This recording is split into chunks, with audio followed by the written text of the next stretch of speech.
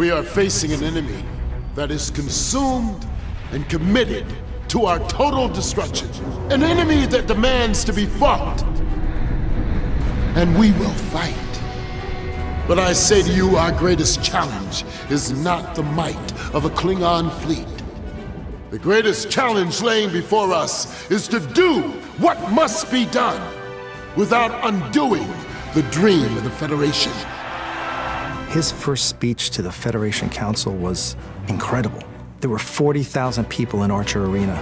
The old man himself was there, and they all wanted one thing: hope.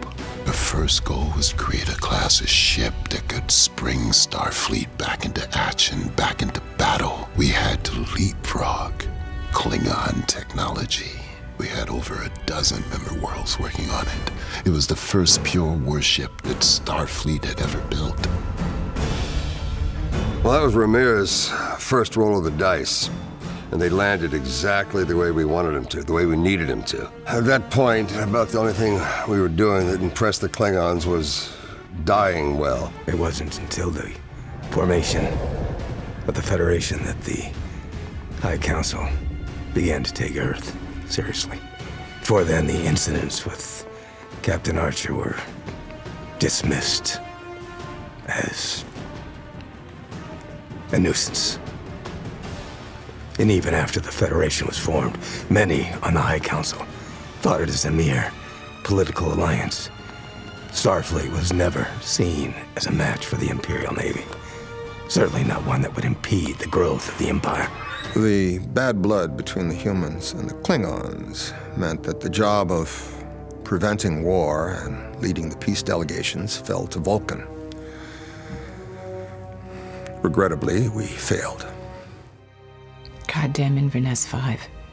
Day after day, it was the same thing. I'd get called in to support some kind of counterattack. By the time I got into orbit, my orders had been changed. Attack called off. Battle was already over. We'd pull out of warp into a junkyard. Karn. Vulcan intelligence is, if I may say, unparalleled, but even for us, he was a mystery. After the Battle of Cygnus 3, our ship captains finally started giving the Federation its due as a worthy adversary. But in the 2 years we wasted in our arrogant belief we were superior to the Federation, we had lost the advantage.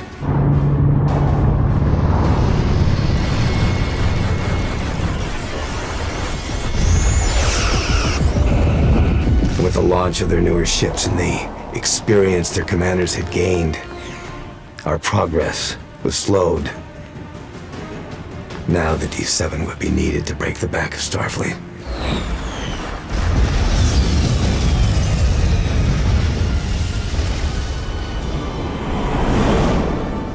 The D7 was the ultimate expression of the Klingon warship, technologically superior to anything in the quadrant.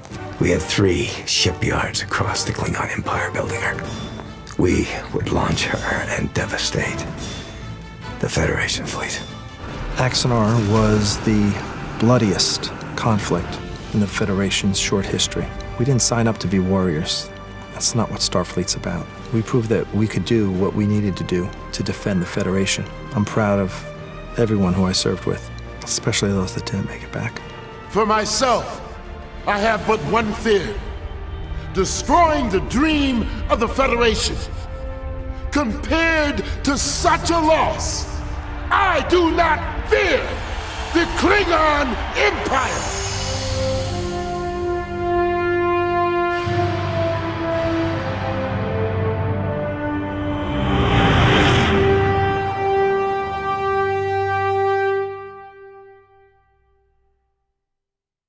Hi, I'm Alec Peters of AxanarProductions.com, and the story that I like to tell, because it had such a big impact on me, was when I was coaching. And I coached volleyball at USC and with the US national team.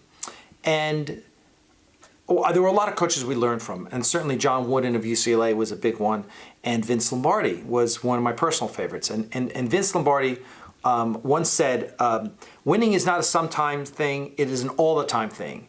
You don't do things right once in a while, you do them right all the time. Now, that quote has morphed into basically the way a person does one thing is the way he does everything. I've seen websites built around that concept. And it really is true. And it's something I've tried to live by. And the example for me was when I was coaching, Bill Neville, who was the assistant coach on the '84 gold medal team and a head coach later on, who was my personal mentor, told me the story about coaching Karch Karai, probably the greatest volleyball player of all time. And he said that Karch was great at whatever he did, and that if he wasn't on the court in a practice session, he was shagging balls or wiping the floor or keeping score. And whatever he did, he tried to be the best at. He was the best ball shagger. He was the best floor wiper. He was the best scorekeeper. He did everything, and that really stuck with me. He was the greatest volleyball player in the world who was wiping floors and trying to be better than everyone else wiping floors. So I thought that was really impressive. And so I told this story recently on one of our Axanar podcasts, and we have over 10,000 donors that have donated to our Star Trek fan film project. And so we do a podcast. Rob Burnett, my director and good friend, and I do this podcast. And I told that story about just that, what Bill Neville told me about Karch. And what was interesting is a fan wrote on our Facebook page and said that was really, it really stuck with him, this story, and that he was going to try and incorporate that principle into his life. And I thought, wow, isn't that great that I can tell a story that was told to me and pass it on, and it affects someone's life, which is a great blessing, I think. And so that's my little story.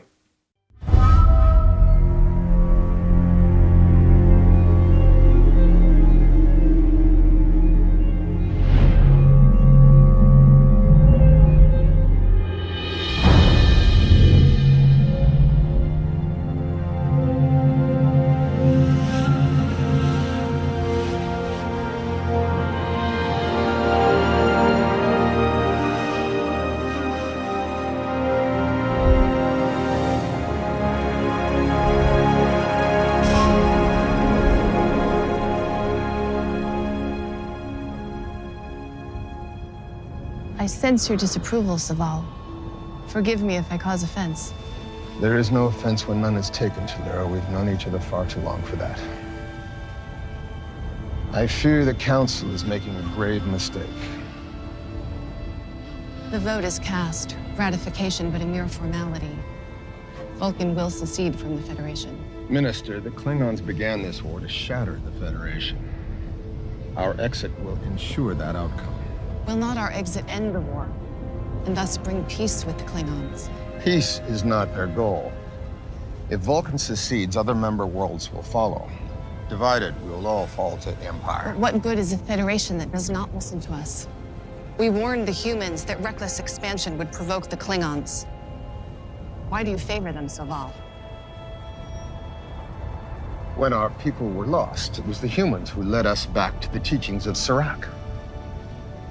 They have united us, world upon world, in common purpose. Your connection to them goes beyond logic. Perhaps. Humans are impulsive. They ride the tempest of their emotions, but they grow stronger doing so. No other race has accomplished so much in so short a time. We could learn from them. You must inform Earth that the Council's decision will soon be final. You must help me change the Council's mind. We cannot abandon the Federation to Lyra. We must build a better future together. For chaos builds only darkness.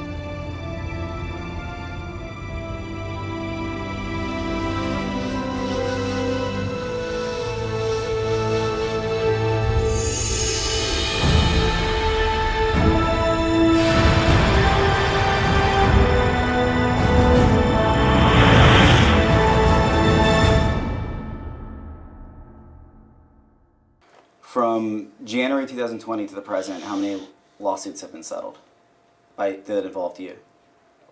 I think that's the only lawsuit that's been settled. How many threatened lawsuits have been settled since January 2020? How are threatened lawsuits settled? Oh, some other good stuff today. One of my lawsuits is settling. But it was a good week for me. Good couple weeks for me. July was good. Damn. It has just been like a month and a half long winning streak. July was a good month for me. As I mentioned to you guys, settled 3 lawsuits. John Armstrong lawsuit, settled. Can't talk about that lawsuit, but I've been spending a lot of money lately. Who won that case? I mean, yes, it's settled. Because it's a chunk of money to me to pay for bills, pay off debt, right? So which is always makes you feel good. Cost me a lot of money. Cost her more because she had real expensive lawyers who were idiots, which I can say now. So I know what I spent, and I know she spent more, and good for her. Good. Being able to stick it to someone who's fucked with you and make sure that, she's probably spent $100,000 on her legal bills. Good. Teach you a lesson. How many settlements have you obtained that did not involve litigation since January 2020? I'm not aware. I don't remember any. And fortunately, after a few lawsuits settled over the last 2 months, I've got the money to spend on another lawsuit. In discovery, it all comes out. So like when I sue Robert Meyer Burnett in California court, which is coming, I'm going to ask them, let me know every single person who's paid you to do work that you haven't done the work for.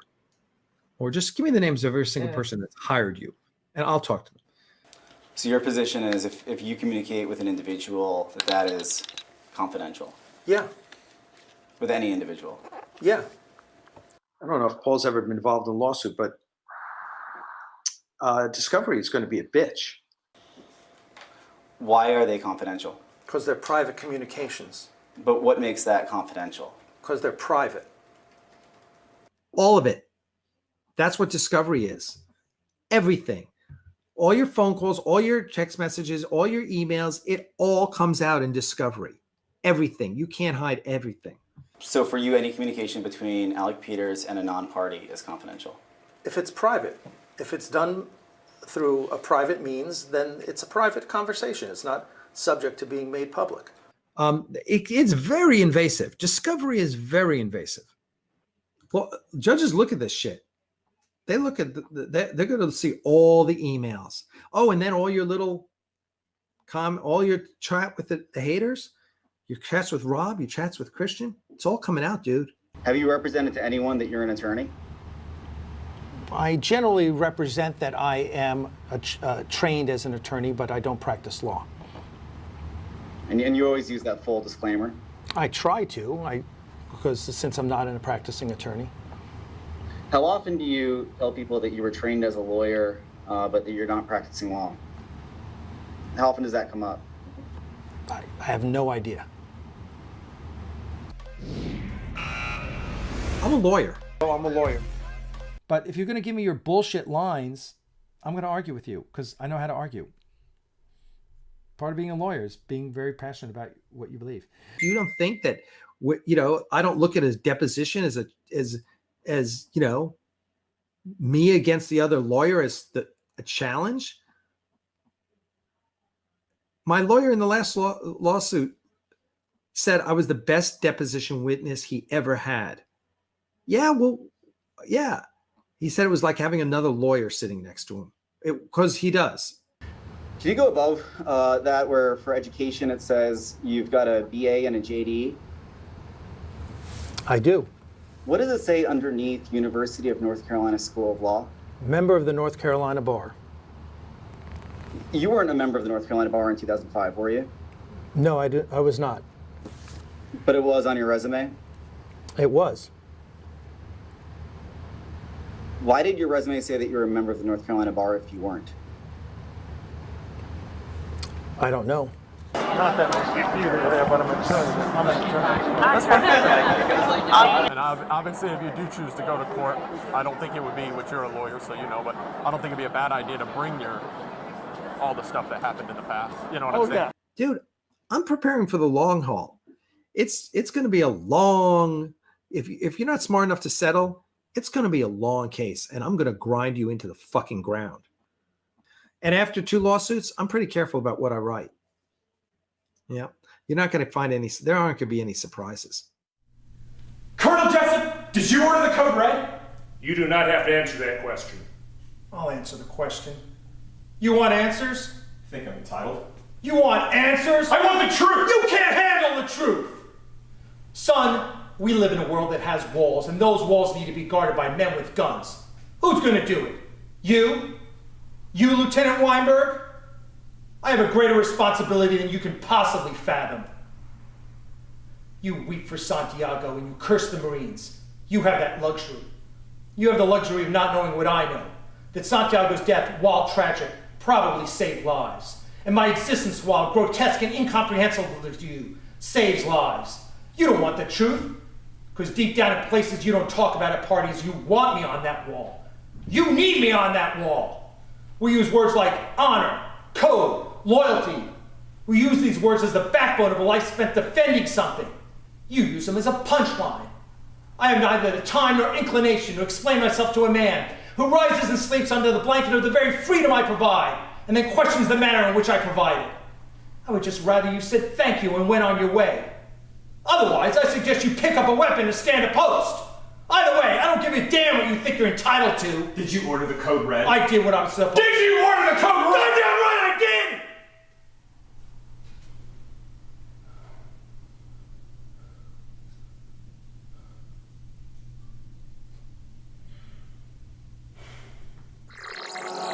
Observations with Robert Meyer Burnett.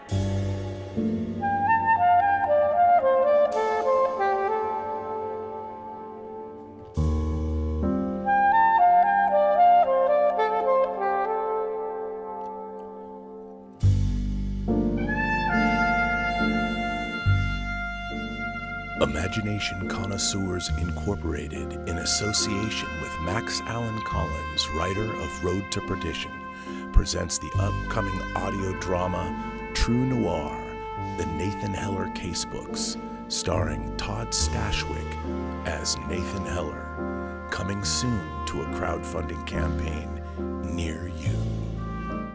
Greetings, Imagination Connoisseurs. Once again, it is I, your Duke of Dope Discourse, your master of fun and wonder, your viceroy of verisimilitude, your sommelier of sci-fi and cinema, your evangelist of the imagination, and of course the maybe never to be defined existential Mr. Rogers. That's right, me, Robert Meyer Burnett, and I'm Robcasting at you right here from the Robservatory. You Imagination Connoisseurs, you members of the Post-Geek Singularity community. This is Robservations episode number 912. That's 912 hours of programming, actually probably more than double that I've created just on this show, and Alec Peters hasn't been able to make 2 15-minute shorts in 6 years. I don't know what that says, but we're going to get into it. And this is a show about, it's amazing for me to think about that 2024 is going to mark 10 years since this, what started out as a wonderful experience that's turned into one of the greatest debacles, certainly in Star Trek fan history. And it's continuing on. And I used to feel that I was alone, but I'm not alone. I'm not alone. As a matter of fact, not only am I not alone, I have an EISNER Award winner, a man whose work I admire. He won an EISNER Award for writing The Inhumans. And I mean, he should have been pissed what they did with the Inhumans TV series. I mean, that was enough aggravation for one man to deal with in his life. He also wrote Wolverine Origins. And I met him almost 20 years ago through another Rob, another mutual acquaintance of ours. But I've brought him here today because we have a tale to tell. He's got a much better tale to tell. He's going to spill the tea, the Trek tea, as it were. And I can't wait to introduce you to him, Mr. Paul Jenkins. Paul, welcome to Robservations. It's great to have you here one more time. How you doing, buddy? Oh, mate, it's good to be here. I'm here, of course, with the redoubtable Claudius, my cat, who is always in my office, and I came prepared. So nice, very good. I would expect nothing less from a Brit. Exactly right. No tea tonight. I figured I'd come prepared with something a lot stronger, But it's great to be here, and I'm very excited, really, to talk to you about what's going on, because there's been so many developments since the last time I spoke with you. And shock! I mean, the last week, there's things have happened. I things come to light, bank accounts. I was like, wow. Yeah, no, there's a lot. There's a lot. I mean, I do think that was in some ways a bit of a holy grail for those people who backed the production, because the question has always been what happened, right? And so, well, here I think it's important just quickly to sort of explain what this is. And I just want to start and say, back in 2014, I was producing the documentaries for both the Next Generation and Enterprise Blu-rays.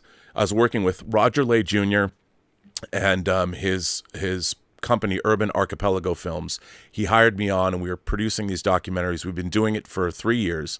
We won 2 Saturn Awards. The releases won 2 Saturn Awards from the Academy of Science Fiction, Fantasy, and Horror Films. And during this time, toward the end of my stint making these documentaries, my good friend Christian Gossett, who is a great comic artist and writer, he created the double-bladed lightsaber for Dark Horse Comics, Star Wars comic. And he had his own beautiful comic, The Red Star, that he'd been writing, sort of an alt-history Soviet Union story. And he called me up one day, and he told me that he was working on a fan film, a Star Trek fan film called Axanar. And they wanted to make a feature-length Star Trek fan film. But before they made the feature film, they were going to make sort of a proof of concept short in the style of Band of Brothers. And it was sort of based on the old FASA Star Trek role-playing game from the 80s, and they had a module about Axanar. And the premise was that there was going to be a war that we'd never seen, the 4 Years' War, that we'd never seen canonically between the Klingons and the Federation. And they were going to delve into this and do it Band of Brothers style. And I'd played the FASA game, and I'm like, well, that sounds great. And their mandate was they were going to make it as professional as possible. And Christian brought on a girl named Jennifer Weberly to produce the whole thing. And Christian brought on a team of people to produce the proof of concept short. And in March of 2014, they launched a crowdfunding campaign looking to make $10,000. They ended up making over $100,000. And in May, they shot the film over the course of 2 days, and then there was a third day of pickups. And it went off without a hitch. Absolutely went off without a hitch. And I was tapped. I met through Christian at a sushi lunch, I had to throw that in, for the first time, Mr. Alec Peters. Now, I didn't know who Alec Peters was. I'd vaguely heard I knew that he was involved with the Battlestar Galactica auction that happened, but I didn't know him at all.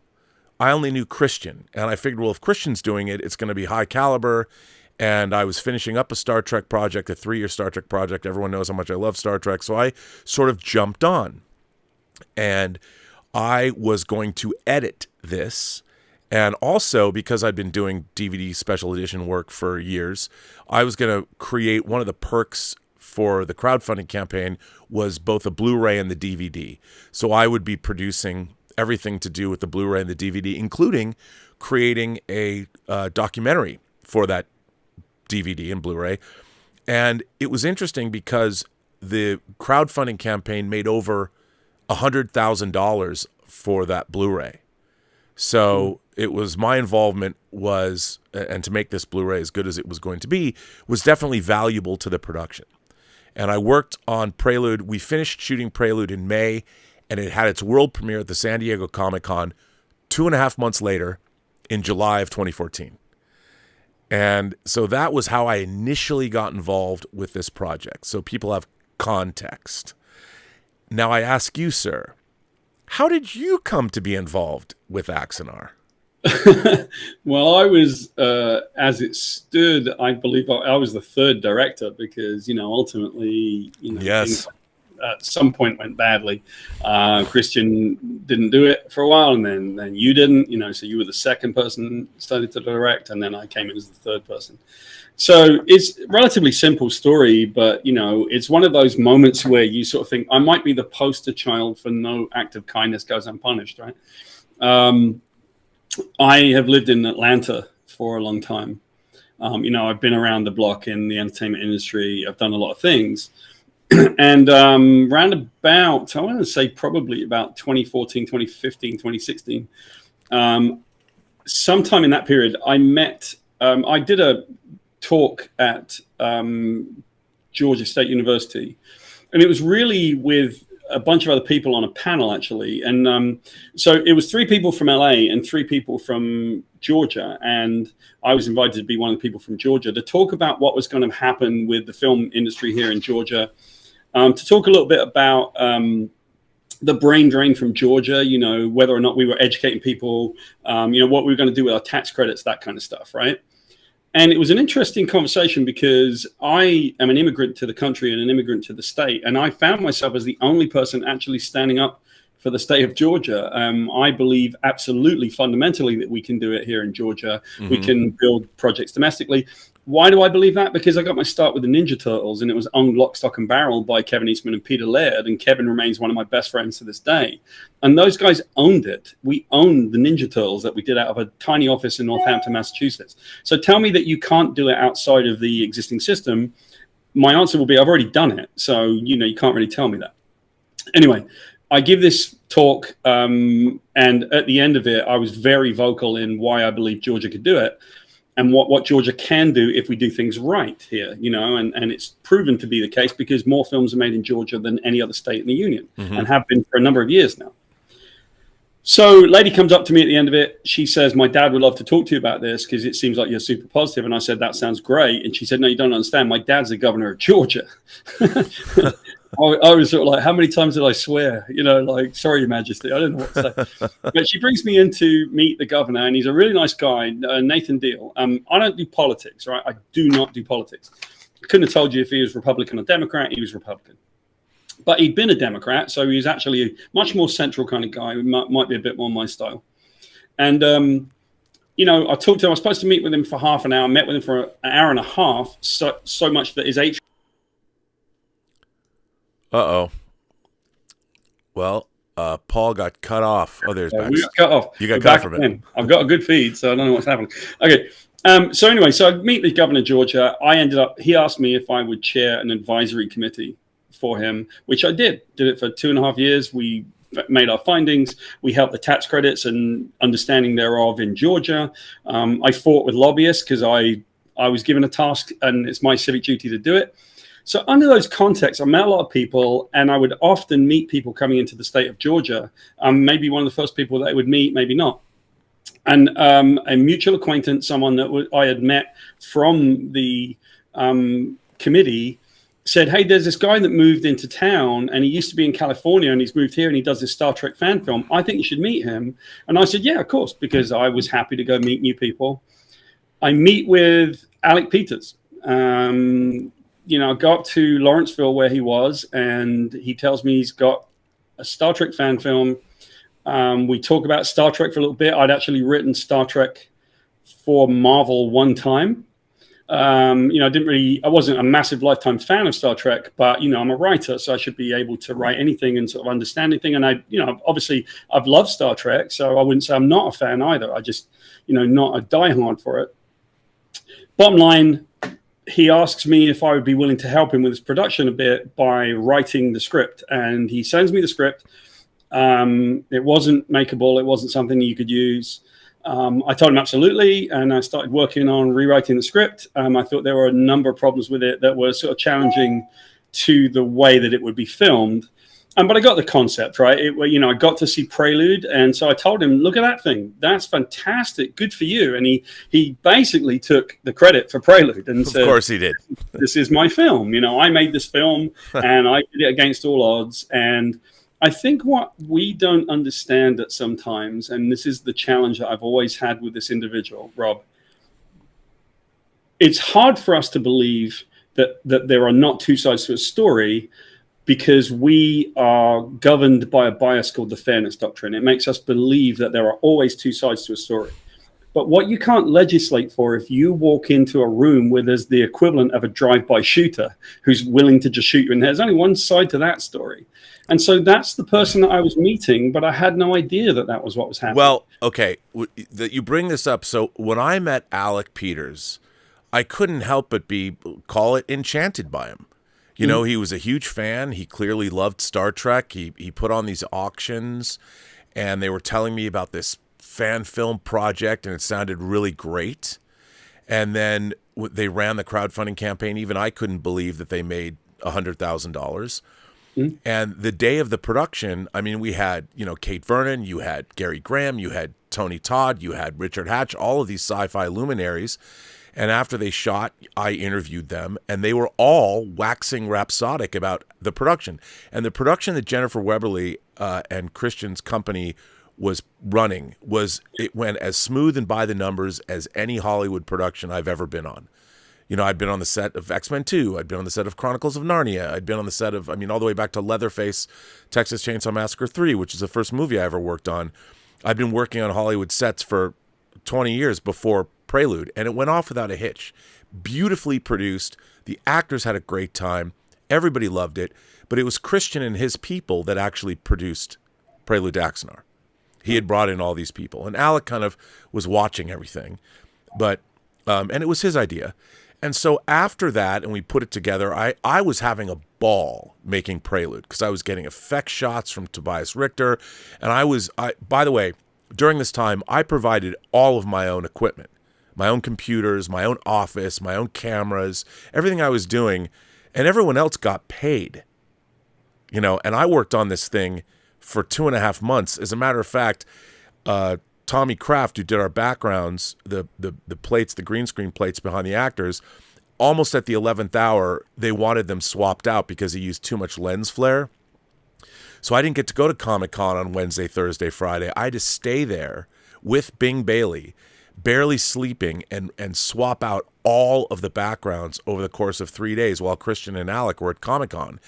And we literally worked until 6 o'clock Saturday morning, where I actually had to leave with whatever we were going to show to get down to the theater. We showed Prelude in a gigantic theater in San Diego, and that's where it premiered. And it went over like gangbusters. The whole thing was a joyous experience to work on. So it never occurred to me, because I figure anybody who's making movies understands how movies were made. And knew that, okay, when they made the crowdfunding money for Prelude, they made $100,000.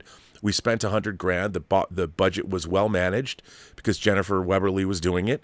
The money was spent correctly. Everything got finished. We made it to the premiere. Everything was smooth sailing. Now, I figured that anybody who's going to direct a movie and then produce a movie would just do the same thing again, because the way movies are made, it's been the same for over 100 years. It's not rocket science once you understand the process. So I mistakenly thought that Alec Peters was really interested in making this feature film the way it should be made. And Christian, of course, was directing it.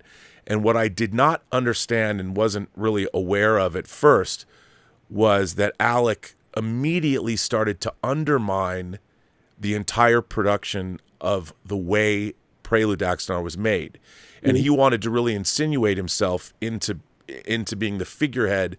He was a figurehead already, but he really wanted all the responsibility. He wanted everybody to look at him. He wanted to be like, me, I produced this.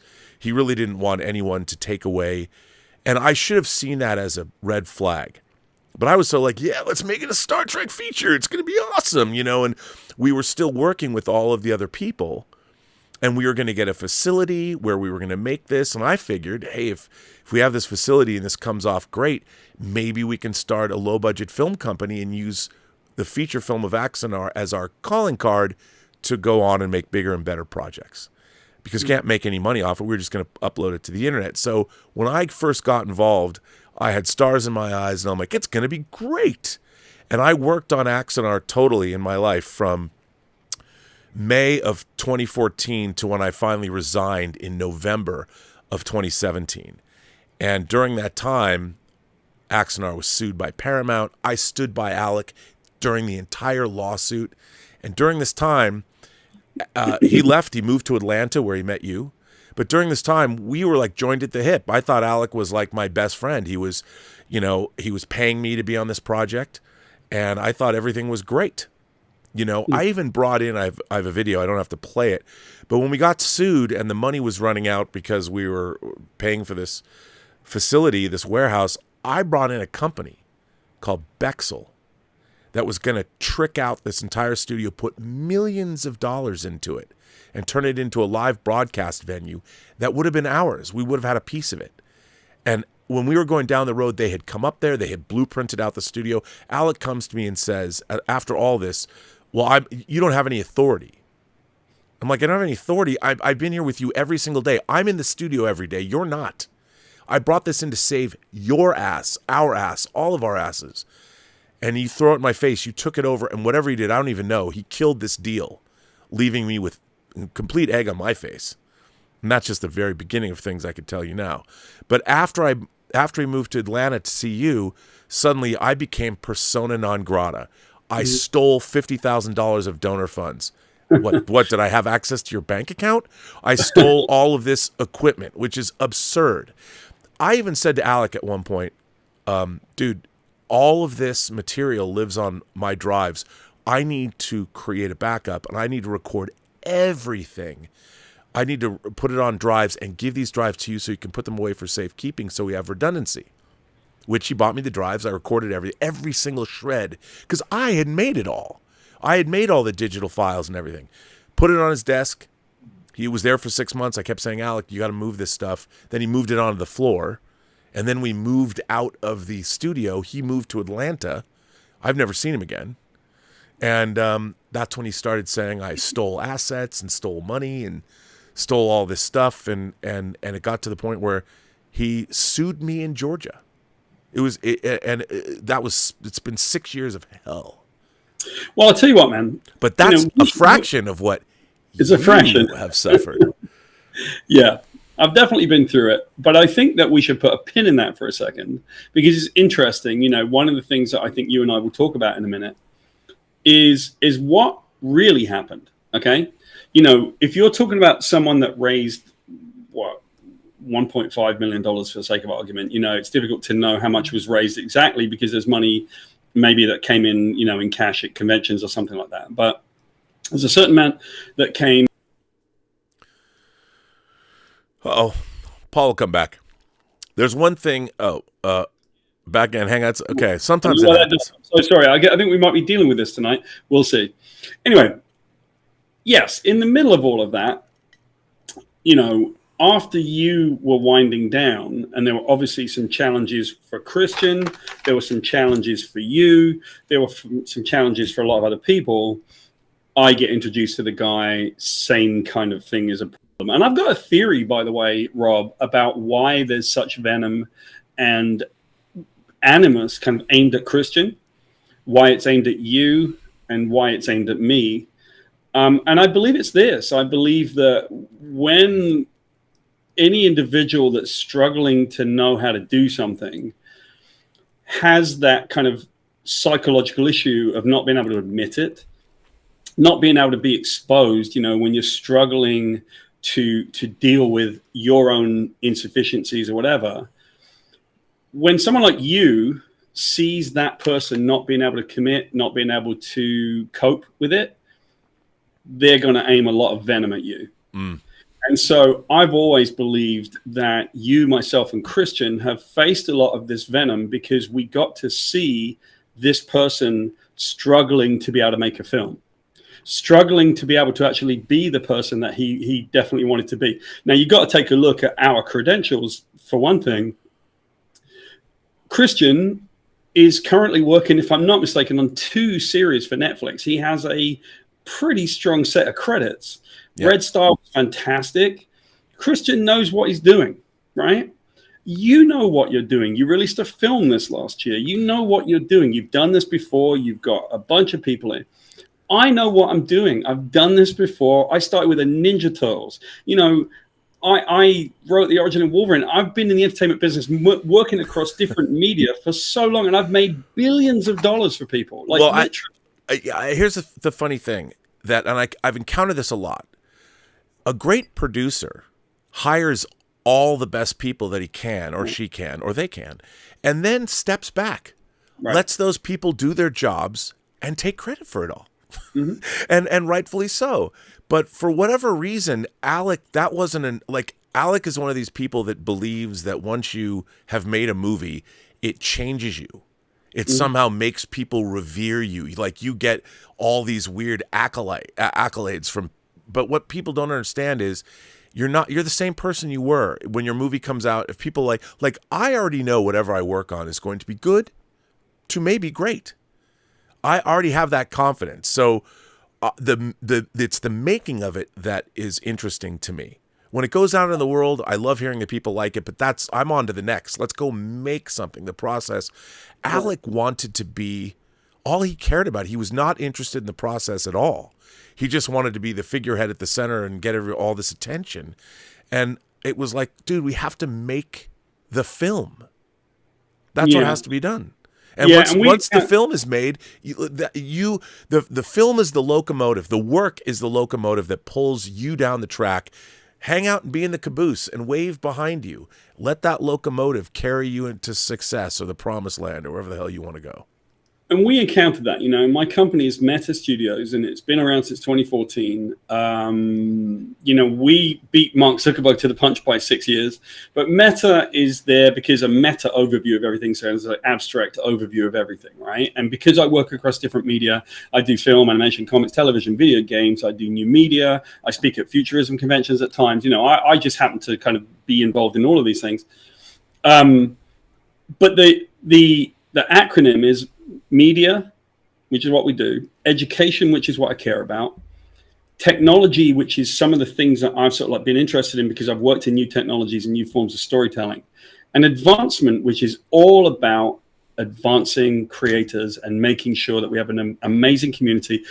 IP is not the central focus, intellectual property, right? Creator is the central focus. Without a creator, you don't have intellectual property, right? So I was taught from a very early age. I was lucky enough to be Alan Moore's editor. Alan Moore created Watchmen and From Hell, right? I was friendly with Alan when I was 22. I was an editor-in-chief of Tundra by the time I was 23, 24. Yep. I was Neil Gaiman's editor. I got to learn from the best people. Then I broke into comics, which wasn't what I expected to do. I became the writer of Hellblazer for DC by going to San Diego Comic-Con and asking them if I could try out for it. And I'd never written anything before. So, some of us have that confidence and some of us have that ability, but it didn't mean to say I kind of showed up and did it. It meant that I worked my ass off at night trying to write scripts and learning how to do it. I talked to Alan so many times. I got a lot of advice from him. It was really cool and really lucky. And then I parlayed that into a career in comics. I ended up going to Marvel when they were in bankruptcy. I wrote the Inhumans. It won them an EISNER. They hadn't won one in many, many years. They gave me, everything. I wrote Spider-Man. The sales went up. I wrote Hulk. The sales went up. I wrote the origin of Wolverine. I did all this stuff in the comics business, right? At the same time, I was working on video games, and I ended up writing a lot of big console games that have made a lot of money for a lot of people, right? So I've done pretty well making a lot of money for a lot of people across lots of different media. And I think what fascinates me, and maybe it's a good sort of preamble for us to talk about the specifics of what's been going on with me, is that, at a certain point, everything that this individual was doing was so in conflict with what my company is all about. When I founded my company, this was just after I chaired the advisory committee, or as I was chairing it for the governor. When I founded the company, we create a core set of values because it's my company and I get to do what I want to do. And everyone that knows me, anyone that knows me, knows that I care about the fate of creators because I cut my teeth with Kevin Eastman and Peter Laird, who owned the Ninja Turtles lock, stock, and barrel, and we formed Tundra Publishing. Like, Kevin made Tundra Publishing, and I was there from pretty much day one, and it was for the benefit of creators. That's the magic key to my heart. And so our core values are integrity, transparency, accountability, and that's literally written into our operating agreement. And if you don't like to behave that way, don't try working with us, because that's the way that we do it, right? So we come in, we start working, and what happens in this production is that I see that this fellow, Alec Peters, is in arguments with lots of different people. He's fighting with people. He's got people he yells about. It takes a few months, and we sort of understand he's been in a lawsuit with CBS Paramount. So we ask him, look, you got to be... Well, actually, let me backtrack, because that's not what happened first. What actually happened first was that I met him. He asked me if I'd do the script. I wrote the script, and then my wife had brain surgery. And so because I was a caregiver for 4 months, nothing really happened in 2018. I was a caregiver for my wife. I used to have to give her a pill every hour or half an hour. And basically she struggled, and she has a neurological pain condition called trigeminal neuralgia. And I had to be a caregiver. So there wasn't an Axanar. It didn't exist. It didn't happen. There was conversation between me and Alec, but there was no money. There was no filmmaking. That really began in earnest sometime maybe around March or April of 2019. So I'd already been sort of talking to him. Now, in between the time that I talked to him about writing the script, you had left the production, right? And when he first met me, he did something that and it clearly highlights his lack of understanding about production in many ways. He actually told me, I said, I'd love to direct the project. And he's like, well, we got a director, but you can direct the sections in Georgia. Really, though? Can I? You're the director. How am I directing the things in Georgia? That's not cool. Right? Well, another thing, we should explain is that I showed the video that began this stream. I showed like what we called the Vulcan scene. Mm-hmm. And we were trying to make a feature film, not the Band of Brothers documentary that Prelude to Axanar was supposed to be a calling card to make this feature film. We were going to make a Star Trek feature film for $1 million that had Hollywood level quality. And I directed the Vulcan scene because this was after Christian left. I said, look, we have to show to people that support the movie that we can do something where people are walking through environments, that they're not just sitting in front of a green screen, literally in chairs. And so that was the Vulcan scene was shot with one 20-foot by 20-foot green screen in natural sunlight in our parking lot.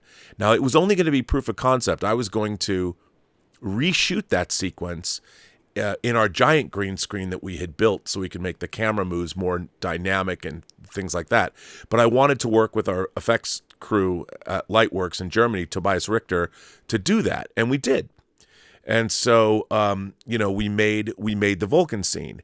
And the Vulcan scene was what ended up making us a lot of money. So we did a second crowd fund after Prelude, using the Vulcan scene as the way when we made Prelude, we made a lot of money when we launched Prelude, and we made even more money when we did the Vulcan scene, and we had the money that we needed. The Prelude money, the Prelude crowdfunding money, when we put Prelude up, it generated, you can tell me because you know what the numbers are, like $600,000 or something. Mm-hmm. And then the Vulcan scene generated even more money. Yeah, and we had the money, $3 million. Yeah, we had the money, to make all of this. And I thought, when you get money to make a movie, you hire a production accountant, you put the money into a bank account, and the production accountant's the person that writes the checks. And I would have thought that that's where the money's going to go. That's where the money would be. And well, Alec, apparently not, buddy. Well, that was the thing. I mean, and I think again, another red flag, I just wanted to make stuff. And I always figured we should all just make stuff. Alec clearly thought of all the money that was generated, not as the project's money, but it was his money. He controlled it all. There was no production accountant. And I have to point out, there was no feature film script. There was no finished feature film script. They had a loose script that was not really finished. I'm sure that's what you were given as well. But one of the things that I was doing, Alex says I wasn't doing anything, which is just ridiculous because I was there the whole time. I work with Bill Hunt, and we we took the existing material that Alec had, and I thought we constructed a tight script that, by the way, we kept working on even after I'd left the project, just to make it as a cool writing sample. Yeah, so, and I've spoken with Bill, and his experience working on the script stuff was very much the same experience that I had working on the script stuff that I worked on. And remember, I volunteered. I said no act of kindness goes so unpunished. did Bill.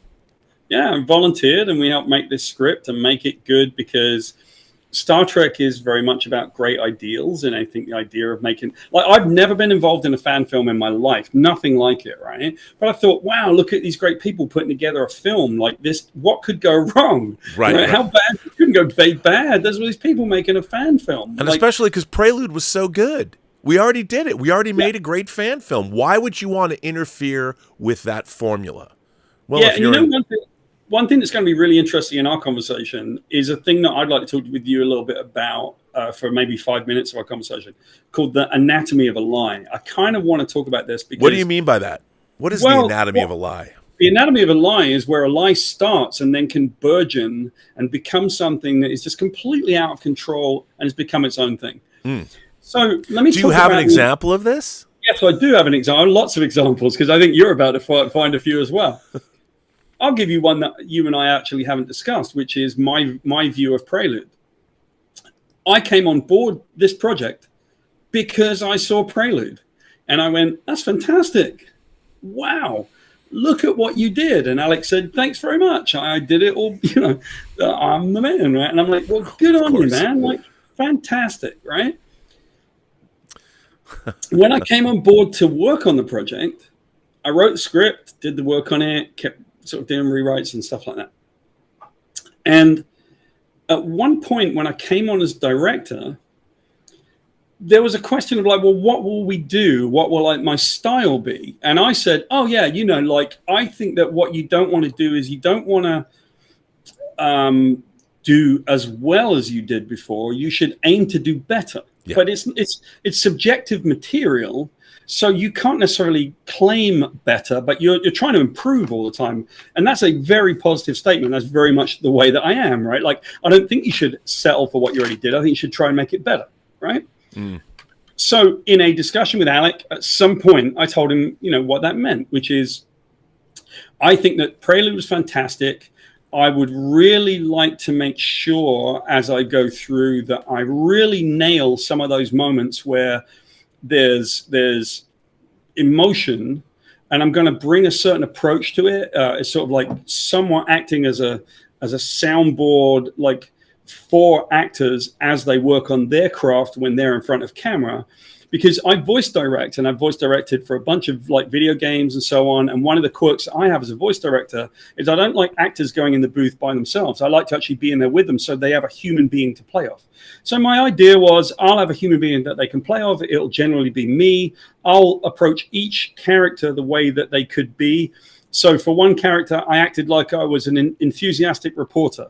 For another one, I acted like an old friend, because that's the way that I felt they would be speaking to camera, right? And so I kind of worked on that style and worked on all this thing. In other words, I brought the idea that I would try to do the best I could to continue to improve the project, right? That's not to say I was going to be better than Christian's work or your work. It meant I had a goal to be good.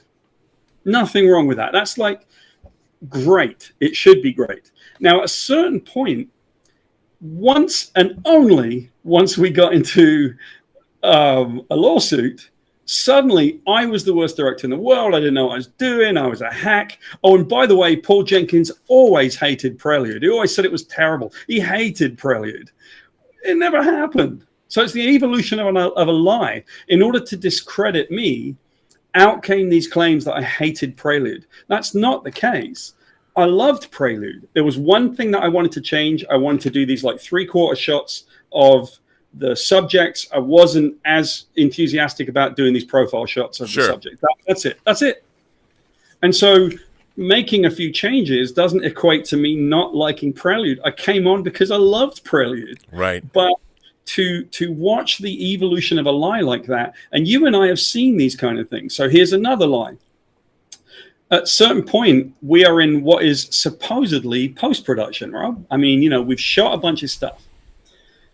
Now, one of the things that Alec Peters has claimed about me, because he got in a lawsuit with me, right? He sued me. I didn't sue him. He sued me and attached me to a lawsuit against my company, Meta Studios, and then didn't even file against Meta Studios. Like, he didn't even file he didn't even serve Meta, right? Whatever. So one of the things about this guy is that he basically told Mark Edward Lewis, who at the time was supposed to be the post-production supervisor / editor, right? That he basically asked Mark Edward Lewis, did Paul Jenkins write the music for the trailer? And Mark Edward Lewis quite rightly says, no, he didn't. And Alex says, well, he said he did. Now, that's the problem. There's the lie, right? There's this one lie that you tell. Tell that lie, and now everything can take its course. Understandably, Mark Edward Lewis would say, well, screw Paul Jenkins. Why did he say that he wrote the music? I wrote the music. And the thing about it is Mark Edward Lewis did write the music. And it's so demonstrably untrue. I mean, why would you possibly... This is the thing I've never understood about Alec. He tells these lies that are so provably not to be the case, but yet he still tries to push and push and push his narratives. Well, that one is not provably false, because it's just him telling the other guy that I said I created this music. Now you can imagine... But you're not... But you did you? You didn't. You didn't create the music. The closest I came to the music is, as you can see, I got a keyboard here, I played music. I came to the States teaching music and drama. I have a background as a musician, right? At one point, Mark and I, this is the closest I came to the music. Mark and I had a conversation because we were trying to put this trailer together about the way the music might work in sort of like a specific meter that would go in tandem with the alarm of the ship. And we chatted a little bit about how it might work, and I sort of talked about maybe some timpanis at some point. In other words, he needed a soundboard for 10 minutes. That's about the closest I came to the music, right? But he told Mark Edward Lewis that I had claimed that I wrote the music, which of course I didn't. There's no interaction with Mark and I where I would ever send Mark an audio file of the music, I suppose. Of course there isn't. I didn't write any of the music. But once you tell that little lie, well, the way that it works is that lie can grow. Because now the other guy's understandably upset, and now he's right. And now you can say another thing. And Paul, that guy, I don't like that guy, Paul Jenkins, because he lied about writing the music. Yeah, but I didn't know, did I? I didn't write it. But you had a trailer. There's a trailer with music on it that you didn't write. I mean, it's like... Exactly. You have something, but it's after the fact. It's after we've left the production. It's after the lawsuit has started. In other words, you have to discredit Paul Jenkins. Right. You have to discredit. So here's one of the things that I think is really fascinating about this, and certainly you and I can now get into this in a big way, right? The fact is that this is about discrediting people because there are certain ways in which these people work, right? And... Uh-oh. Well, maybe... in which this works for Alec. I'm going to apologize to people in advance because it looks like I'm cutting out every 10 minutes. So if I cut out and go to black, hang on, I'll be back, right? It's okay. We can keep going. Yeah, let me show you... Are you using... It might be because you're not using Google Chrome as your browser. I am using Chrome, actually. Well, then fuck Google. Happening. Stupid Google. Anyway, here's some of the stuff that's sort of come out over time, right? You want me to put this up on the screen? Yes, let's bring it up on the screen. Okay, here you go. You and I can talk about this stuff because there's plenty of it, right? Yes. Here's a comment made at a certain point. Paul Jenkins was fired for inappropriate and unprofessional behavior. The fact that he hadn't done any work towards finishing the film for 8 months wasn't the reason for his firing, right? So what he's saying is I didn't do any work on the film for 8 months, but he didn't have any money. He didn't have a post-production supervisor, and the one that he did have, Mark Edward Lewis, had quit and then come back. We didn't get the footage from Alec Peters and Mark we shot in October. I don't believe Scott Connolly, my producer, and we didn't get to see it till February or March by asking for it repeatedly, right? And so even the thing about 8 months, there wasn't even 8 months between the time we finished and the time, sure, I guess it was October to May. Okay, fine. There's a total of 8 months. We didn't get the footage for months.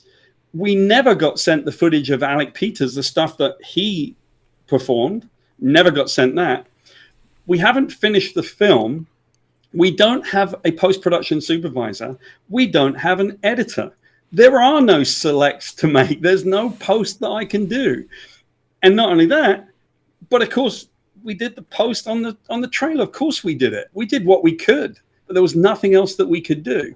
Now you can contrast that to something that we bring up here. He calls you a liar.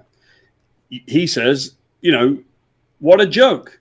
He was paid for about 6 months. But if you look at the very bottom, what he talks about a little bit, oops, gone too far. What he talks about a little bit was that, you know, Rob used our space and equipment for 1.5 years for free, but he never did any work, right?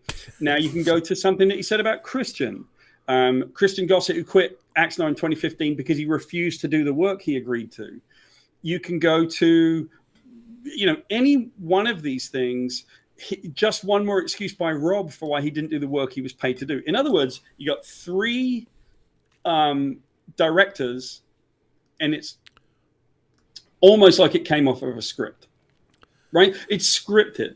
It's literally the same thing that he says about me is the same thing he said about you and the same thing he said about Christian. I believe that, like, is it Simon Sinek, the like motivational speaker who's one of his idols, probably said that in a speech. You know, you should write these things down.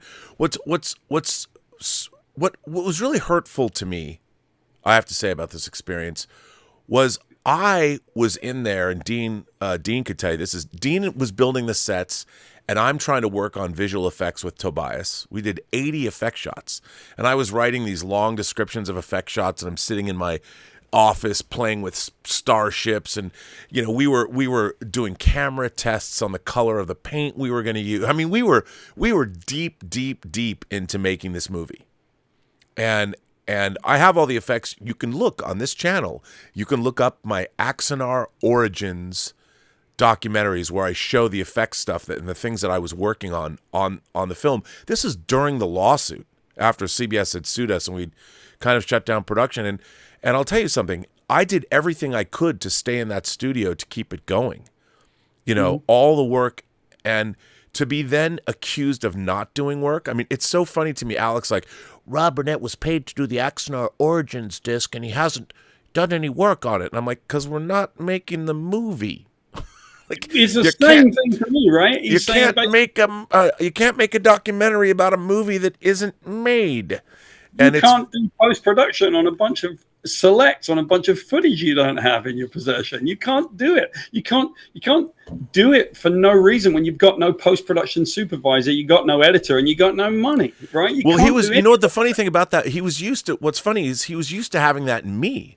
Because when I was working at the studio, even after we'd been sued, we were trying to get Aries Studios off the ground. We had other filmmakers come in, and I cut a sizzle reel it didn't work, but to crowdfund other movie projects. And we were constantly, I was constantly doing something. We shot a music video in that studio that Alec knows nothing about. Like, because he didn't come there all the time. And there was so many things, like I slept in that studio because since, you know, Alex always saying, Rob will never get a professional. I edited 3 feature films, produced 2, edited 3 seasons of the Netflix anime show Dota Dragon's Blood. I've done literally thousands of YouTube shows for many different channels. There's so much work that I've done, and he hasn't made 2 15-minute shorts. Well, the 15-minute shorts, mate, and, you know, the challenge with it is this, that, you know, the question is whether you're intending to make those shorts. I think that's really important to understand. Well, that's true. Right? Yep. Because ultimately, I think that one of the things that's become quite evident in the last few days especially is really, you know, the question that revolves around how this money was used and what it meant when it came in, right? So if you sort of encapsulate it, from my understanding, there's probably like $650,000 or so from Kickstarter. There's, you know, maybe the equivalent from Indiegogo, and now you're sitting at $1.3 million plus whatever else you've managed to rake in at conventions and so on, right? It's a lot of money. And, you know, what you have to sort of assume, because we're rational people, exactly the way that you said, is that someone intends to go make a film. Right. But you might want to ask yourself the question, what if that's not necessarily the case? Maybe what if the question is, what if there are other things that somebody wants to do? Now you got one person controlling all the money, who has the only person who has access to the money, and the only person that knows how much money there is and where it's going. But except I was somehow able to steal $50,000. Don't forget that. Well, you're a genius. I'm a super genius, and if I had that $50,000, maybe I could have done a lot more with it. But and by the way, here's the thing, Paul. With all the money that was available to me, why would I only steal $50,000? I always you're not very ambitious genius, Ron. Yeah, well, that ambition. I was always upset that he said that I only stole $50,000 from the donors. I'm like, couldn't you made it 100? Made it look 6 figures is better than 5 figures. Give me some credit. In a bit, I'm going to show you some stuff, right? Because I've had a chance to go through some of this bank account thing that has been released. Have you? Oh yeah, and I've got some stuff to show you in a minute that we sort of queued up before the show, but we haven't had a chance to go through it that much yet. And I'm going to show you some stuff about your particular situation with this. But going back to the sort of scripted thing, there's actually a moment where Alec Peters talked about all of us, and there's this way I've found of being able to kind of connect and sort of contrast certain things that are sort of said about us, right? There's this sort of version of sort of I don't know what you would say, discrediting his directors, I suppose is what you could say. He goes on this thing where he talks about us in Hollywood, and there's Hollywood. It's like this repeated thing. You're never going to work in Hollywood again. Well, look, mate, I mean, not being funny or anything, but you don't have the power to make sure that Christian or Rob or I doesn't have the ability to work in Hollywood again. I mean, you don't have that ability. You don't know that we won't work in Hollywood again. Certainly, it's not like, so this is a screenshot of Alec talking about my producer, Scott Conley, saying that we lost footage from 3 actors, et cetera, et cetera. It sort of discredits Scott. It basically says that that's why Scott isn't producing even in Atlanta. You're going to get blacklisted in Hollywood. What? Scott's going to get blacklisted in Hollywood because of something on your fan film. Now, here's the thing. Scott Conley works daily as a producer. He literally works his day job full time as a producer. So you got this contradiction between what you say and what's actually true. And I think that's the thing that has really become, that's why I say it's the anatomy of a lie. You can say whatever you want. And there's some irony in the fact that this is supposedly written in The Real Truth About Axanar. When people are yelling, I tell the truth, or that person's a liar, and they do it repeatedly, that person lies, that person lies, that person lies, they're showing who they are, right? Everyone who knows me, everyone knows that there's a particular thing about me. I'm not really a liar, I mean, if I need to solve a problem with you, I'll probably tell you. And the idea that the only people I've ever met who call me a liar are Alec Peters, his girlfriend Crystal, and a bunch of people in this group that they have. They're the only people I've ever encountered who would call me such, right? It's okay. I'm not going to get offended personally, but it doesn't really hold water. When we talk about this, it's all this in Hollywood. Professionals in Hollywood know that once you leave a project, you don't talk badly of it. Our 3 previous directors are clearly not professionals. The fact that none of them are making a living directing film would also support that insertion. Listen, man, you don't know anything about us, right? You don't know anything about what we do. You don't know anything about Scott. You don't know anything about my job, your job, Rob. You just say words because, that supports your narrative. And I think that's the challenge. Now, here's this narrative that's been going on for years. Was this guy incompetent? Was he possibly taking some of the money? Who knows? Or was he trying to make a studio and making a really bad decision about it? And in the middle of it comes this CBS lawsuit, and who knows? But what he did to me was unconscionable. And I think it's because I saw who he is. And I called him out repeatedly. When I worked on that production, everybody came to me and said, Paul, you're the voice of reason. You're a good guy. Thanks for keeping it out. I mean, Mark Edward Lewis constantly came to me and said, you're the only reason this thing's still going, right? Because I was holding the thing together. We did the shoot. There was nothing wrong with the shoot. The crazy thing that people hate when I tell them is that when I worked with Alec on his character, he did quite well. And I think he was nervous, but we worked really well on his thing. And I think he gave a performance that was heartfelt, right? And so people hate that because they want him to be a bad actor and they want to make fun of him. No, I did good work with that guy, and he actually did a fairly decent performance, right? So, you know, my work was fine. There was nothing wrong with what we did, and all you can see is compliment after compliment. But they're always derogatory compliments against you and Christian. In other words, Christian sucked and Rob sucked, but Paul Jenkins is the best director we've ever had. What an amazing guy. Yeah. Until I got in a lawsuit with him, and now suddenly the narrative is completely rewritten. Worst director ever, doesn't know what he's doing, he's an embarrassment, all that stuff, right? And so it's just a narrative, Rob. That narrative I know. I've been on the brunt of that one too. And I've been on the brunt of it. So what he did was he sued me, and the craziest part about like where his protests come from. Look, man, I've got a family, right? My wife has trigeminal neuralgia. I got 2 kids. When you sue me, you are suing me and my family. Yep. And I don't care if you don't like that reality and say, so he's been yelling. I never sued Paul Jenkins' family. I only sued him. Okay. Like, of course you sued my family. And what has happened? This is my story. I come in, I do an act of kindness. I bring my production company. We try to help this guy make a film. We see that he's toxic. We see that he fights with people online. He and I get into it because I defend the people that want to get their film delivered. In other words, the people on like the Axanar monitor group or whatever. These are pissed off people who invested a bunch of their money to make a Star Trek film. And they're understandably pissed off because they wanted to see the fruits of their investment in a sense, right? Some people donated $10,000 to that production. And of course they have every right to see it. We stayed on because we were going to quit way before, but we stayed on so that these people could get their film because we felt that might be our duty. It's probably the worst decision I've ever made in my life. Once he sued me, here comes the same old set of techniques and tactics. Discredit Paul Jenkins, tie him into Christian and Rob. They're all amateurs. They've not got a career. In the meantime, I'm an Eisner-winning author. I've been #1 on the New York Times bestseller. I mean, okay, I've got no career. Neither do you, and neither does Kristen. It doesn't matter because reality doesn't mean anything in this, right? Our realities don't mean anything to that narrative. Right.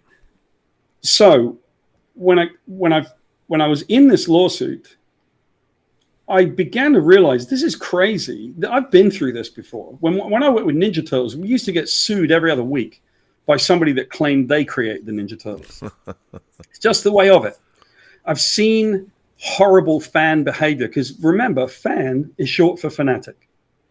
And so knowing that this was the case, I began to look at the situation and, you know, I'd gotten berated constantly. Didn't say a word, just sat there and watched the discrediting, like the techniques of discrediting someone.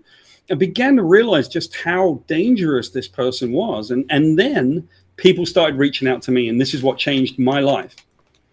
A few people reached out to me and they said, we've been hurt by this guy. Then more people reached out to me. Then more people reached out to me. And suddenly I had over 100 people have reached out to me so far to tell me what he has done to them, right?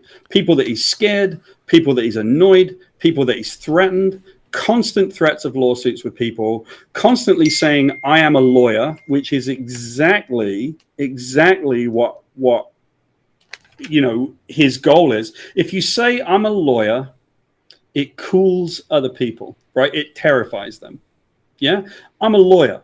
And what does that do to you or to anyone who's maybe got a beef with this guy because they invested, say, $200 and they want to get their money back? They hear he's a lawyer and they see the kind of thing that's happened to me. They're going to be scared. No one's going to stand up against that because this guy's volatile and he might threaten to sue anybody. So I got sued. My company got sued. He didn't even file paperwork properly. And now suddenly I'm the focus. And the only thing he talks about is me. Me. Constantly talking about me. I don't say a word. The more I don't say, the more he talks about me. And you can tell it's getting under his skin that I say nothing because he just can't stop. He's unable to stop. At a certain point, as you know, Rob, I decided I was going to document this. Never made a documentary before. Doesn't matter. We'll see how it goes, because this is fascinating. It's coming along well, judging by all the material you've uncovered. Oh my God. So what happened was, then people started sending me more stuff and more stuff and more stuff for our documentary, and it was crazy to see. But what was shocking was various things that had come from his past. So let's take one example. In the past, he filed a bankruptcy for his old company, and he claimed on the bankruptcy that he didn't have any assets, right? He had nothing. You have to go look at the bankruptcy filing. It's very simple to see. Here I am. These are the assets I have, not very much. For some reason, on PropWorks, the original version of PropWorks, he listed a timeshare condominium in Florida. Don't ask me how that ended up on the books of PropWorks. But no assets. But at the same time, you know, if you've filed Chapter 7 liquidation bankruptcy, you can't then go publicly out and say, well, actually, it's not Chapter 7, it's Chapter 11. The judge has allowed us to reorganize. There was this one guy called Jason DeBoard who didn't like the way that Alec was basically acting in the props community, and so called him out for this, and Alec Peters sued him. Sued him in the state of Florida. They went to court, cost Jason DeBoard $20,000, which is a typical one for, and we'll get to you in a minute, right? But it cost him thousands of dollars, and Alec Peters was hit with sanctions and a slap violation, right? Because the judge found that it was a malicious and vexatious lawsuit, which is a typical pattern. Did Alec Peters ever pay Jason DeBoard? No, he didn't. And he called him off. As he famously stated on his live streams, he never talked about me again. Stop talking about me. And in our depositions, he said, well, it was effective because it got him to stop talking about me. That's not how it works, right? You can't do that. You can't just file vexatious lawsuits to shut people up. You can if you think you've been defamed, but you can't to get them to stop talking about a bankruptcy that you filed that they have some serious questions about. Right. And so I find myself in this lawsuit, and now I start hearing some very disturbing things, and now I start meeting people who have been genuinely hurt by this guy. Genuinely. Attacks on their business, attacks on their personality. A lot of this stuff is attacks on the cat. A lot of this stuff is pretty disturbing. And so I'm documenting it, and suddenly I realize I'm not making the documentary I thought I was. I thought I was making a documentary about toxic fandom. I'm making a documentary about the weaponization of the legal system against innocent families and innocent people. And who's front and center? I am, and my family. My wife's got a pain condition, got trigeminal neuralgia. I got 2 children, and suddenly I'm facing hundreds of thousands of dollars. So we go into an arbitration meeting, and he makes his request. I want you to give me, Paul Jenkins, I want you to give me $310,000. Why am I going to give you $310,000? Like, I didn't do anything. Like, nothing's happened. Oh. Paul will come right back. You're back. So $310,000. He wants you to give him $310,000. Yeah, and so he stated, you have to pay $250,000 worth of legal fees, and we said, okay, show us the legal fees right now. Send us the emails where you've been billed this amount of money. Now, this is very familiar to anyone who's following a current one that he's in, which is the arbitration findings in the CBS lawsuit. He sued CBS claiming for $320,000, claiming that's how much he'd spent on my lawsuit. And in the arbitration finding, that's the arbitrator who rules on it, said there was no evidence that he'd spent a penny. Right. And this is the case, right? That's the arbitration finding in that case.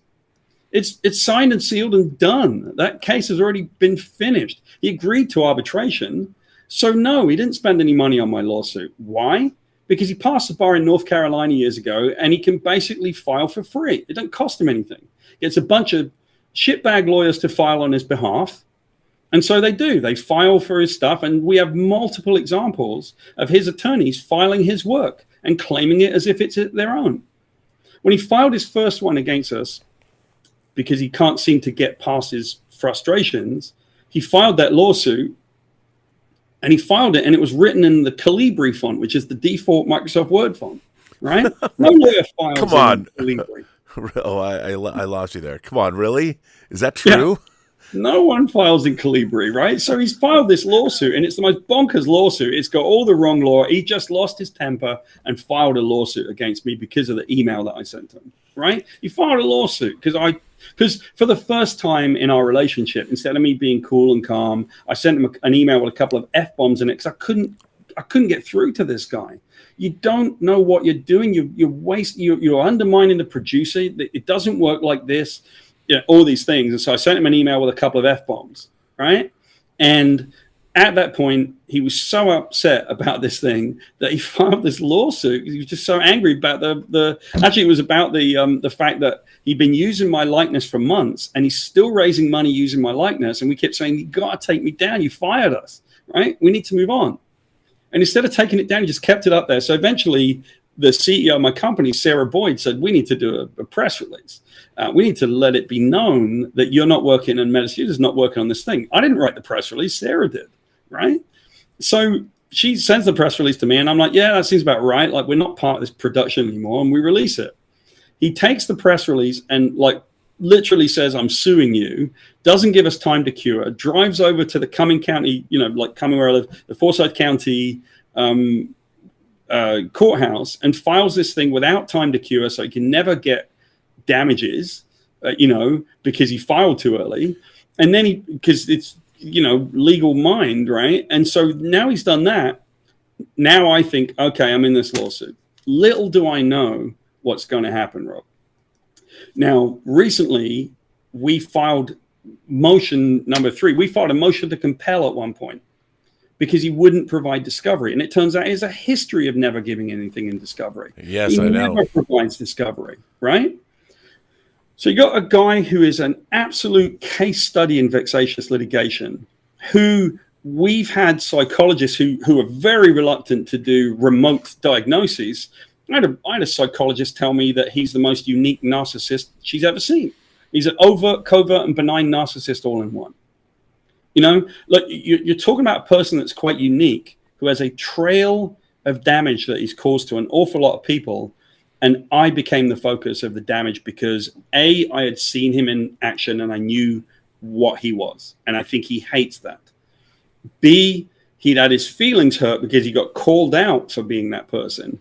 And on that production, everybody was respectful to me because I'm respectful to everybody and I know what I'm doing. And so it drove him crazy. He had to be second fiddle to me on his own production, and he hated it. Well, that was true. I think that's what changed. That's what shifted the perspective of the entire prelude was Jennifer and her production team and Christian, and he wanted to be in front of it. Now, let me ask you this. I played this video at the beginning of this show that shows Alec admitting, like, Alec Peters sued me in Georgia. Yes. I never worked with him in Georgia. I've been to Georgia once in my life, and it was 25 years ago. I had nothing to do with Alec Peters, or I had already resigned from this project. He sued me in Georgia. Same old BS, saying I stole money, which he has no evidence of, and stole equipment, which he didn't even, the drives that he was talking about didn't even acquire. So he's suing me for all this stuff. He knowingly sued me in the wrong jurisdiction. Right. Now, correct me if I'm wrong, because I'm not up on my legalese, but if you knowingly sue somebody in the wrong jurisdiction, and you actually have to sign, to the best of my ability, what I'm doing is true, and so he knowingly filed, he knowingly sued me in a state I'd never been to and never worked with him in. Isn't that perjury? Well, it should be, yes. It is, probably, right? You have to sign an affidavit saying that, what you say in this lawsuit is true, right? So if you then admit that, in fact, I sued him in the wrong jurisdiction on purpose, we knew he was a resident of California, and then the question comes in, well, why did you sue him in Georgia if you knew he was a resident of California? That's the wrong jurisdiction. And his answer was legal tactics. In his deposition, he admits in a court deposition, he admits that he wrongfully sued me in Georgia, and it cost me and my family $40,000 that I didn't have. Right. And then so he goes on. He actually said to people, that I borrowed money from my mother. But I'd love him to call my mother and say, did you loan your son $20,000? My mom would say, what the hell are you talking about? I don't loan my son money ever. That's what, that's what she would say. Right? That's what she'd say. Yeah. She'd probably hang up in his face. But that's another thing. He said I borrowed money from my mother. So my mother wouldn't give me $5 to see a movie when I was in high school. There you go. I really want to get into this, Rob, because I think this is the crux of everything that's happening. Think about this, right? I'm now at a point where my family's been devastated by this individual, right? I didn't sue him. He sued me. He added me to a lawsuit against my company, Meta Studios, personally. Meta Studios issued a press release saying Paul is no longer part of this project and it doesn't conform to our company values. Remember, it's in our operating agreement. Transparency, integrity, accountability are literally what we do. And we didn't find that it conformed to those because, for one thing, there was a settlement agreement with CBS that he wouldn't show us, right? Well, it turned out when we finally got a copy of the settlement agreement, he had violated the terms of every single term of the settlement agreement. So, of course, it doesn't conform to our values, right? It's literally the truth. And one thing that this individual is very fond of saying, because he likes to threaten people online, well, you know, truth is the absolute defense to libel and slander, right? You're right. It is. The truth is that our company values are integrity, transparency, and accountability. And these actions and behaviors do not conform to the way that my company is set up. They don't. You know, yelling at people across the internet, having a secret group of people called the troll hunters that you use to coordinate attacks on people. I'm in the middle of production or getting ready for production with this guy. And at one point, someone says something troll hunters. And I think they're talking about his detractors, right? I've never heard of the troll hunters before. No, they say the troll hunters is Axanar's group. And so these guys are apparently trying to get some detractor, someone in the Axon Monitor group fired from his job. It's Alec Peters and his friends trying to get someone fired.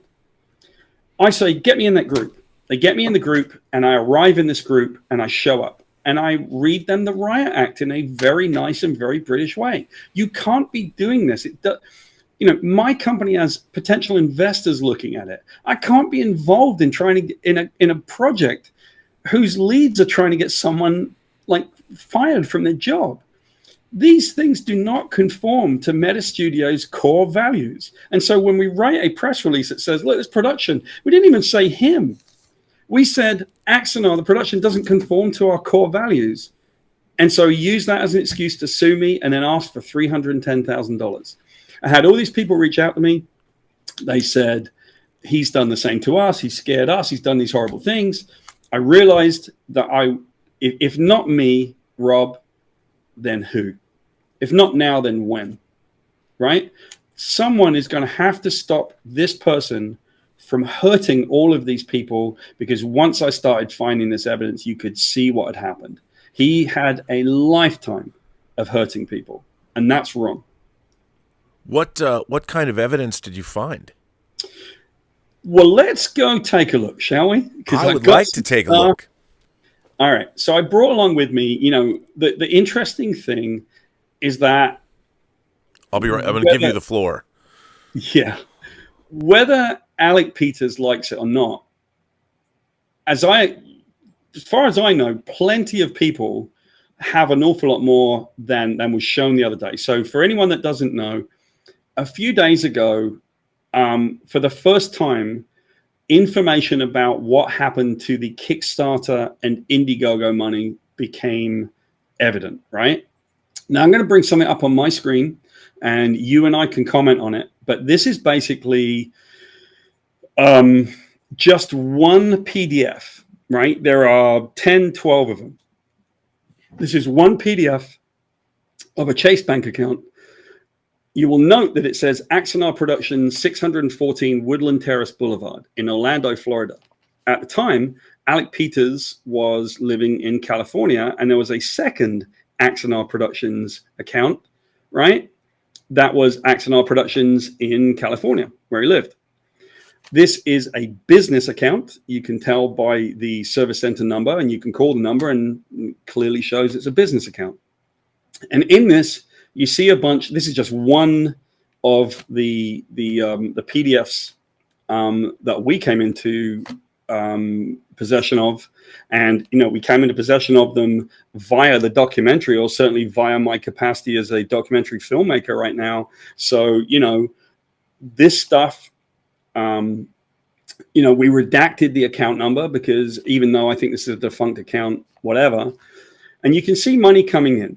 So here's an initial deposit from Amazon Payments. I'm going to highlight it, and that's a payment for 50 grand, right? You've got transfer from 0993. That's the Axanar California bank account. So ultimately, $62,000 has come in, right? And 50 of it is a first deposit from Amazon Payments, which is Kickstarter. Now, at this point, Alec Peters is in control of at least $62,000 that's just come in. And the following month, $522,000 came in, right? But in this particular thing, here's what he does with the money. No knowing what these checks are, doesn't really matter, right? You give the benefit of the doubt that any of these can be legitimate unless you think they're not. The Apple Store, great. You could have bought stuff at Apple. This 176 right here, that's a gas station. I know for a fact because I've been researching it, right? So we'll go with, a gas station, okay?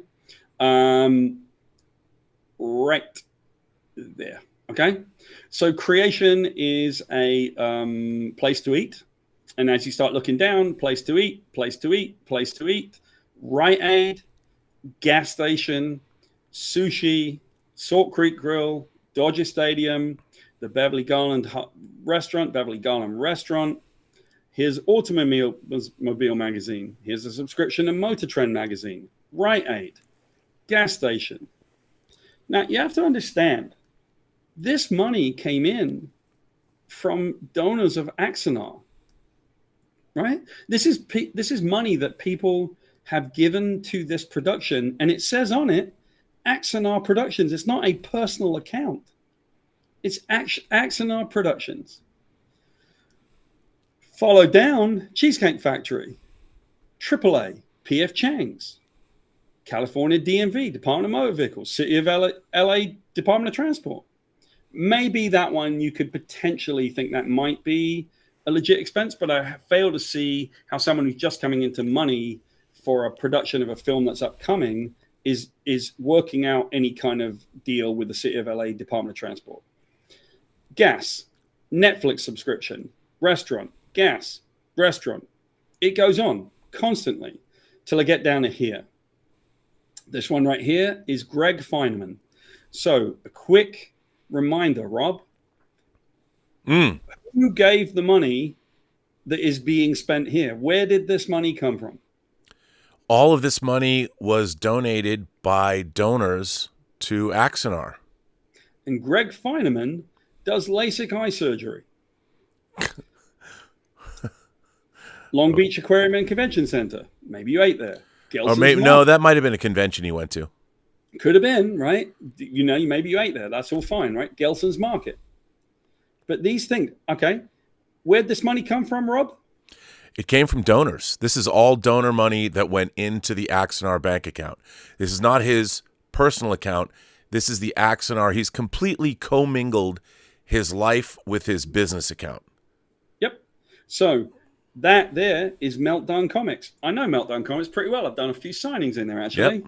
Fantastic place, but it's really, they sell comics, and I don't think they sell anything to do with the production of a fan film. Rite Aid, Ralph's, The Vitamin Shop. And then you get a little further down.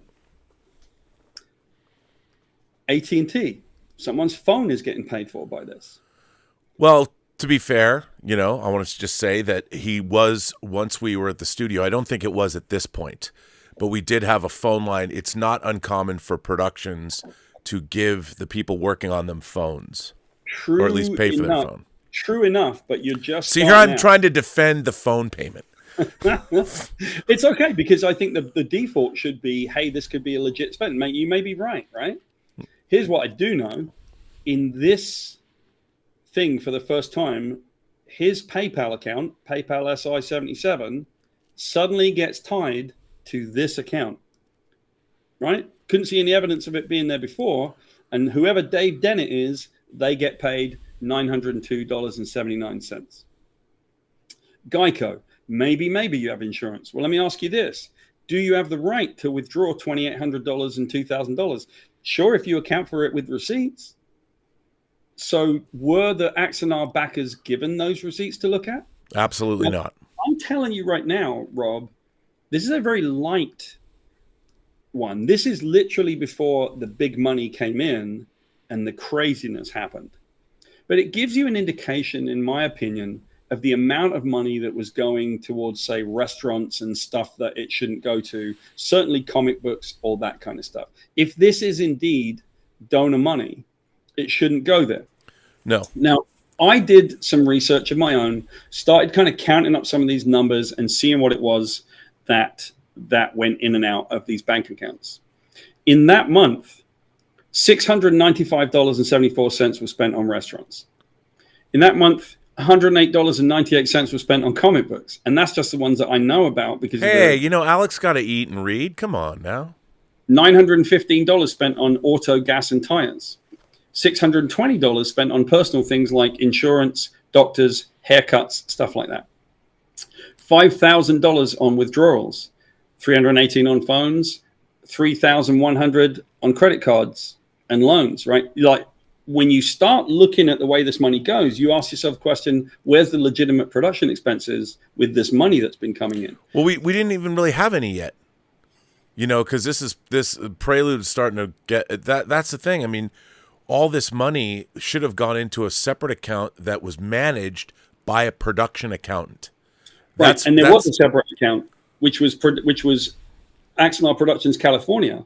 So why is there an Axanar Productions Florida? These are questions that at least I would say this. You had a house in Florida. I'm not making any accusations in that regard. I'm asking the question, shouldn't backers be allowed to understand what was happening with their money? Because this information has just come out, right, so that everyone can see it. And like I said, I'm far from the only person that has a copy of these, right? So here comes this stuff, and it shows you that basically the use of the money was very specifically sort of, it was described as being, for the production. So when you get into it and you look at it and you literally look at how this stuff came down, you've got sort of evidence, I suppose you could say, of money being used in a way that perhaps it wasn't intended, certainly by the people who invested this money, right? They're the people who backed it. So here's what I want to show you. I did a bit of digging, and I know that you were in a lawsuit, right? That you, yes, in these things, you were literally shown the deposition in which he says that he weaponized the legal system against you by filing intentionally in the incorrect jurisdiction. And what's the main thing that he's ever claimed about you, Rob? He's always said that you were loaned money. You were loaned money and you didn't pay it back. I was loaned money, I stole equipment and assets, and I didn't do the work that I was paid to do. That's what he always said. Which is odd because every single thing that ever came out of Axanar, Prelude, the Vulcan scene, the Blu-ray that I produced, the entire Blu-ray that I produced, all of that, I did all of that work. And including, if you look at the Axanar Origins 3 documentaries on my channel, I was doing all of that work and the script and every video and every podcast and everything. I mean, if anything, all this money should have been going to me. Right. I was the one, and Dean and Jared and Diana. So look at this. This is the list of stuff that basically you didn't do. This is money you were given that you agreed to pay back in 12 months, according to this lawsuit. This lawsuit was filed in the incorrect jurisdiction. It is a lawsuit that claims, remember, you're writing an affidavit to say everything I say here is the truth, and I know it. It claims that you had an agreement that you were going to pay back these monies that were loaned to you by the plaintiff, Alec Peters. Right? Mm-hmm. He is saying that he he is the plaintiff and you are the defendant, right? So he Yes. lent you this money and you were supposed to pay it back. All right. So I got a couple of things to show you. Let's see. What I was able to do was to take these bank accounts and take a look at the dates that you were supposedly loaned money, Rob. And if you match them up, you can see that on this date, he says you were loaned this amount of money. Mm. Now, this is a business account. So the claim then becomes, right, because we can prove it's a business account. You can look at it. It's a business account. It's got a business account helpline on it.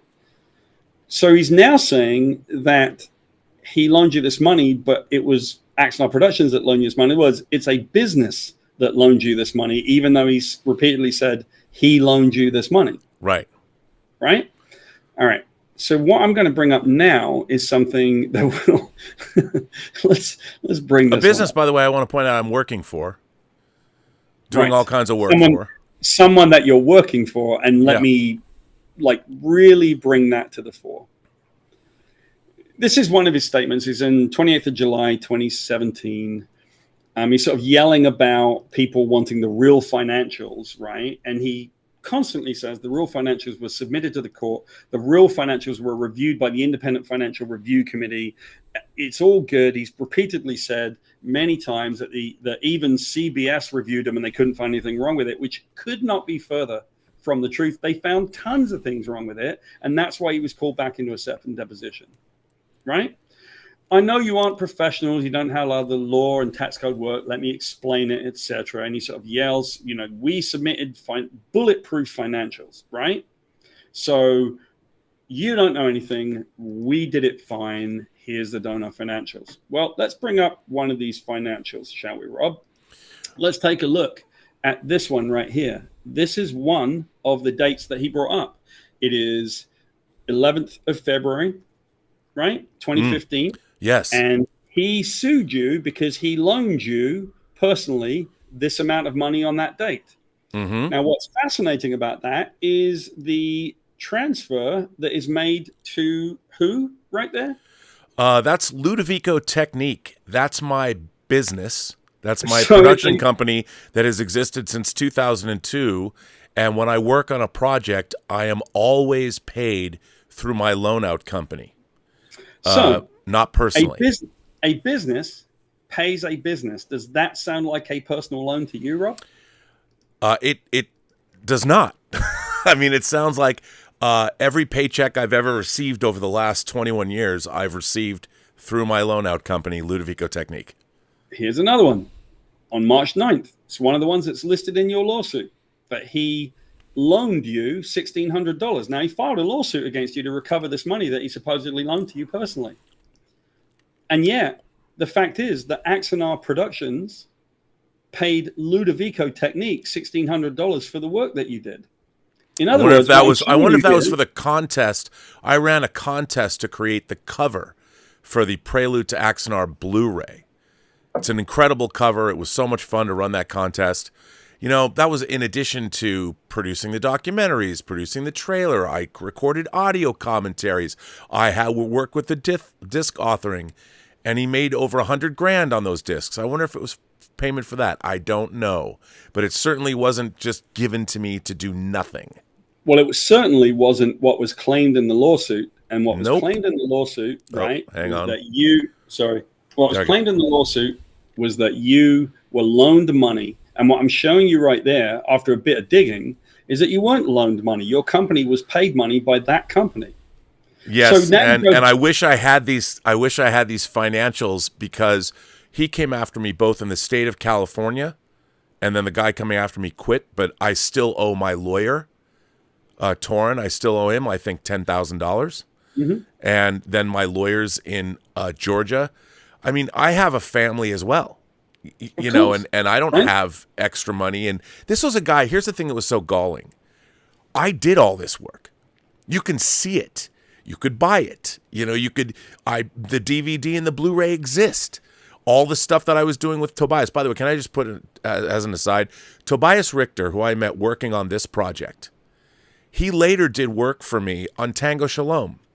He did some visual effects work, and if I hadn't met him, I wouldn't have been able to use him. His visual effects work was on German movie screens in October, 2 months ago. So Axanar did actually relate or actually result in people who worked on it doing real work. Like, I had a real movie that I produced and edited in German cinemas that had the work of our German effects artist in movie theaters. So fuck you, Alec.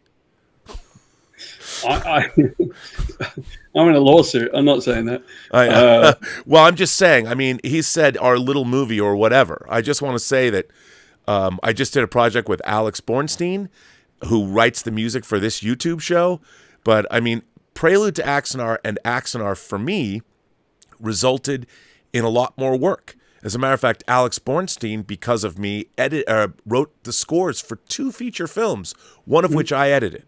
And I only say this to toot my own horn because Alec could have been a part of all of that if he had ever bothered to do any work and not sued people. I think if the question there, Rob, is, you know, what was the point here? Because I can tell you right now that in my life, like, my life has been turned upside down. Once I found out what he was doing to people, and once I got sued by this person, I began to realize this is a lifetime of this behavior. Yeah. And I look back and I could find evidence after evidence, and then people started giving me evidence. Then you could see the filing of this bankruptcy in 2012 for prop works. Then you could see, basically, we did a deposition with him in January, and he was doing a big heritage auction prop sale in February, and he did it and filed bankruptcy for his company as he's in receipt of tens of thousands of dollars for that auction. And who gets tens of thousands of dollars in an auction and files bankruptcy on their company? And where did the money go? I would imagine you might know. Yep.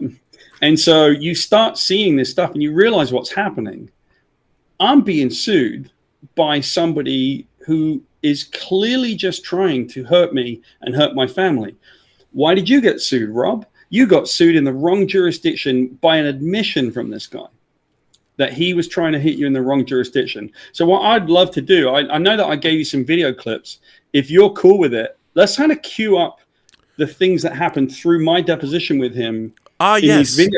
I just happen to have 4 video clips. Just tell me which ones I've got. Video clip 1, video clip 2, video clip 3, and video clip 4. I would play 1, and we'll take them in order and comment on them after we see them. Okay, let's play 1. And then in the second paragraph, you wrote, comeuppance, ? I got news for you, Burnett. You are a liar, a thief, and a grifter, and if it wasn't for having to sue Paul Jenkins for copyright fraud, you would have been in court yourself. And then... that was it. He was just looking. He's just looking? Yeah. He's watching? He couldn't hear anything? No, I mean, I don't think he said anything. Yeah. So what was the question? Because I can't hear the audio, unfortunately. I couldn't either. But let's play it. I'll play it again. In the second paragraph, you wrote, comeuppance, ? I got news for you, Burnett. You are a liar, a thief, and a grifter, and if it wasn't for having to sue Paul Jenkins for copyright fraud, you would have been in court yourself.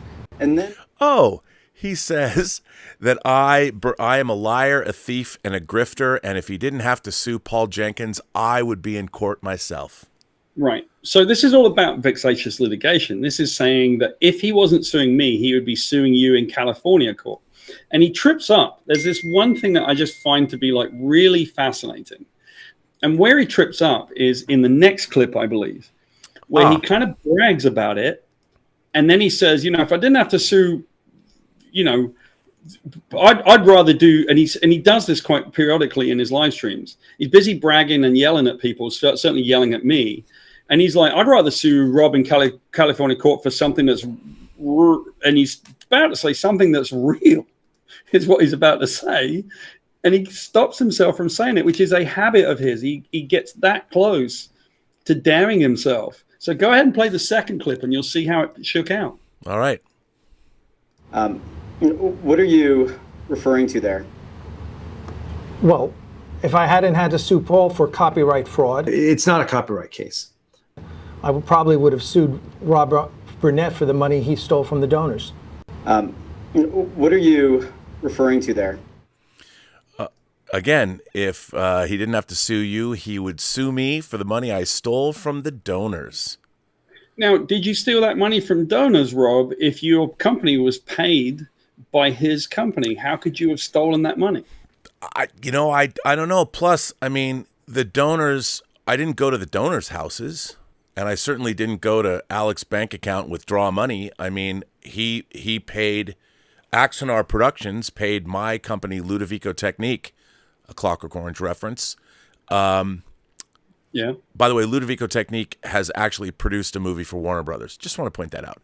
Ludovico Technique was paid by him. So I don't know how that is stealing donor money. Right. So it can't be that you're stealing donor money if a company has paid your company to do work that you did. It's not a personal loan, but that's the fundamental basis of why he's writing in an affidavit. Everything I say in this lawsuit is true and to the best of my belief. It's not if a company paid a company. Now, further to that, Rob, go take a look at the third clip that I lined up for you, right? This is where he starts talking about jurisdiction, and then I'm going to bring something up in a screenshot. Okay. I'd rather be suing someone over something where I could that was, like Rob Burnett, who still owes me $50,000. I'd rather sue him in California court. Have you already sued Robert Burnett for money he owed, that you claim he owed donors? Yeah, here in Georgia. What was the result of that lawsuit? It was dismissed for jurisdiction since he's a resident of California. I'd rather be. Okay. So there you go. He says he did sue me in the wrong jurisdiction. Right. So I'm going to bring something up on a screenshot that people can kind of understand the real context behind what's happening. Okay. You have to understand that the question would remain, well, did he do that on purpose? Was it wrong? Was it right? Did he know this was happening? Is this something that can be explained? Well, let's take a look at this, right? This is Alec Peters yelling at fans again, as he usually does, talking about how jurisdiction works. And he says, his favorite, truth is an absolute defense to libel. Yes, it is. But only if you're telling the truth, right? Second of all, I'm willing to take a lie detector test is so meaningless. Certain people with certain psychological issues are perfectly capable of passing a lie detector test, right? They're literally inadmissible at this point because they don't work. And thirdly, the victim would have to come to Georgia to sue me, as that is how jurisdiction works. He knows how jurisdiction works. He literally writes, "This is how jurisdiction works." Now, if you take a look at this, which I found to be pretty frustrating because it's what I'm going through. He says, I filed a lawsuit and I hear Rob, who has little income of his own, borrowed 20 grand from his mum. So here comes the ad hominem attacks and the disparagement, which is part of the tactic. Rob's lawyers filed a response and they're challenging jurisdiction of the Georgia court. So even if the court finds that I need to file the claim in California court, I'll do that and that will cost him more. In other words, he's admitting, right, that he's going to basically be vexatious and cost you more money. Mm-hmm. In the end, Rob will have spent 50 grand or so. And if it doesn't work out for him, Rob's going to owe me legal fees. It will cost him over 100 grand. And he could have gotten away for nothing if he'd just done the thing, and then he accuses you of being the thing. Because the one thing about a narcissist is that every accusation of a narcissist is always a confession. And honestly, Rob, you want to piss off a narcissist? You accuse them of the thing that they actually did. That's how you piss off a narcissist. And that's why you watch this guy flipping out, right? You were sued in the incorrect jurisdiction, right, by somebody who literally admits it. Now, the last clip is really the thing. I'll be honest with you. In deposition, I cannot believe that he said this, because when he said this, he made a massive mistake by his admission. Go ahead and send the fourth one. All right. Why did you sue Burnett in the wrong jurisdiction? Did you not know where he lived? No, we did. We sued him here in Georgia to make him defend the lawsuit here. Did you know that you had the wrong jurisdiction when you sued him here? Well, I knew he was a resident of California. But you wanted to make him defend himself in Georgia. Why was that? Legal tactics. Rob, Legal I know what he said there. He said, we knew he was a resident of California, and then the question is, why'd you sue him then in Georgia? And he said, legal tactics. And when you sign the affidavit that says this is the correct and proper venue, you're telling the court that you believe this to be the proper venue. You're now admitting in deposition that you knew it wasn't the proper venue. Well, all I can say is I'm an independent filmmaker, as are you, and we're working. We don't have money to. I mean, it's unconscious. Here's what I can't understand. I was only ever the biggest proponent of this project there could have been. Alec and I were friends. We were joined at the hip. We did all kinds of things, and all I ever did was try and make his project better. And the proof is in the pudding. All the work, you can see all the work, the things that I was doing, and you were doing the same thing. I mean, like you said, I said about this, you're an EISNER award-winning comic writer who's written some of the biggest comic book characters. You created the Sentry. The Sentry is reported to be in the new Thunderbolts movie. I think they announced an actor. I don't know for a fact, but if you know something, don't say anything. I don't want you to get Marvel. I can't say anything. Yeah, but I'm just saying. I mean, you created a character that's going to be on the big screen in 2025, and it's like to have somebody that you've worked for and done good work for do this to you on purpose. I have to say that during this time, and this went on for 2 years, 2 different lawsuits, California and here, and in Georgia. I mean, it was so stressful, and you think it didn't stress out, as the rest of your family? I mean, Elizabeth and her daughters and, wondering, I mean, she cried herself to sleep so many nights wondering why this was going on. Right. And it's not healthy. It's stressful. And this is all for what reason? I mean, the fact is you and I have gone on. We continue to do great things. That motherfucker hasn't made 2 15-minute short films in 6 years. Do you know, Paul, the last thing that was finished from Axanar was my Vulcan scene, and that was in July of 2015. I mean, talk about a loser. In my humble opinion, I don't think there's a bigger loser that I know who's trying to make movies. I mean, for God's sake, I could make these Axanar short films in a weekend with you. And even if that's the thing. I think they could be made really quickly and really easily. It's not that hard to do. I mean, the way that we set the techniques up, you do it in front of a green screen. Okay, ignore the films, right? Let's just take for the moment the 15-minute shorts, because it's basically green screen work. And one of the things that sort of surprised us was that in the middle of doing this, there were 2 things that really surprised me. Number one, Alec was very reluctant to shoot on the set. He didn't want to shoot the character studies where we interviewed these actors. He didn't want to shoot them on set.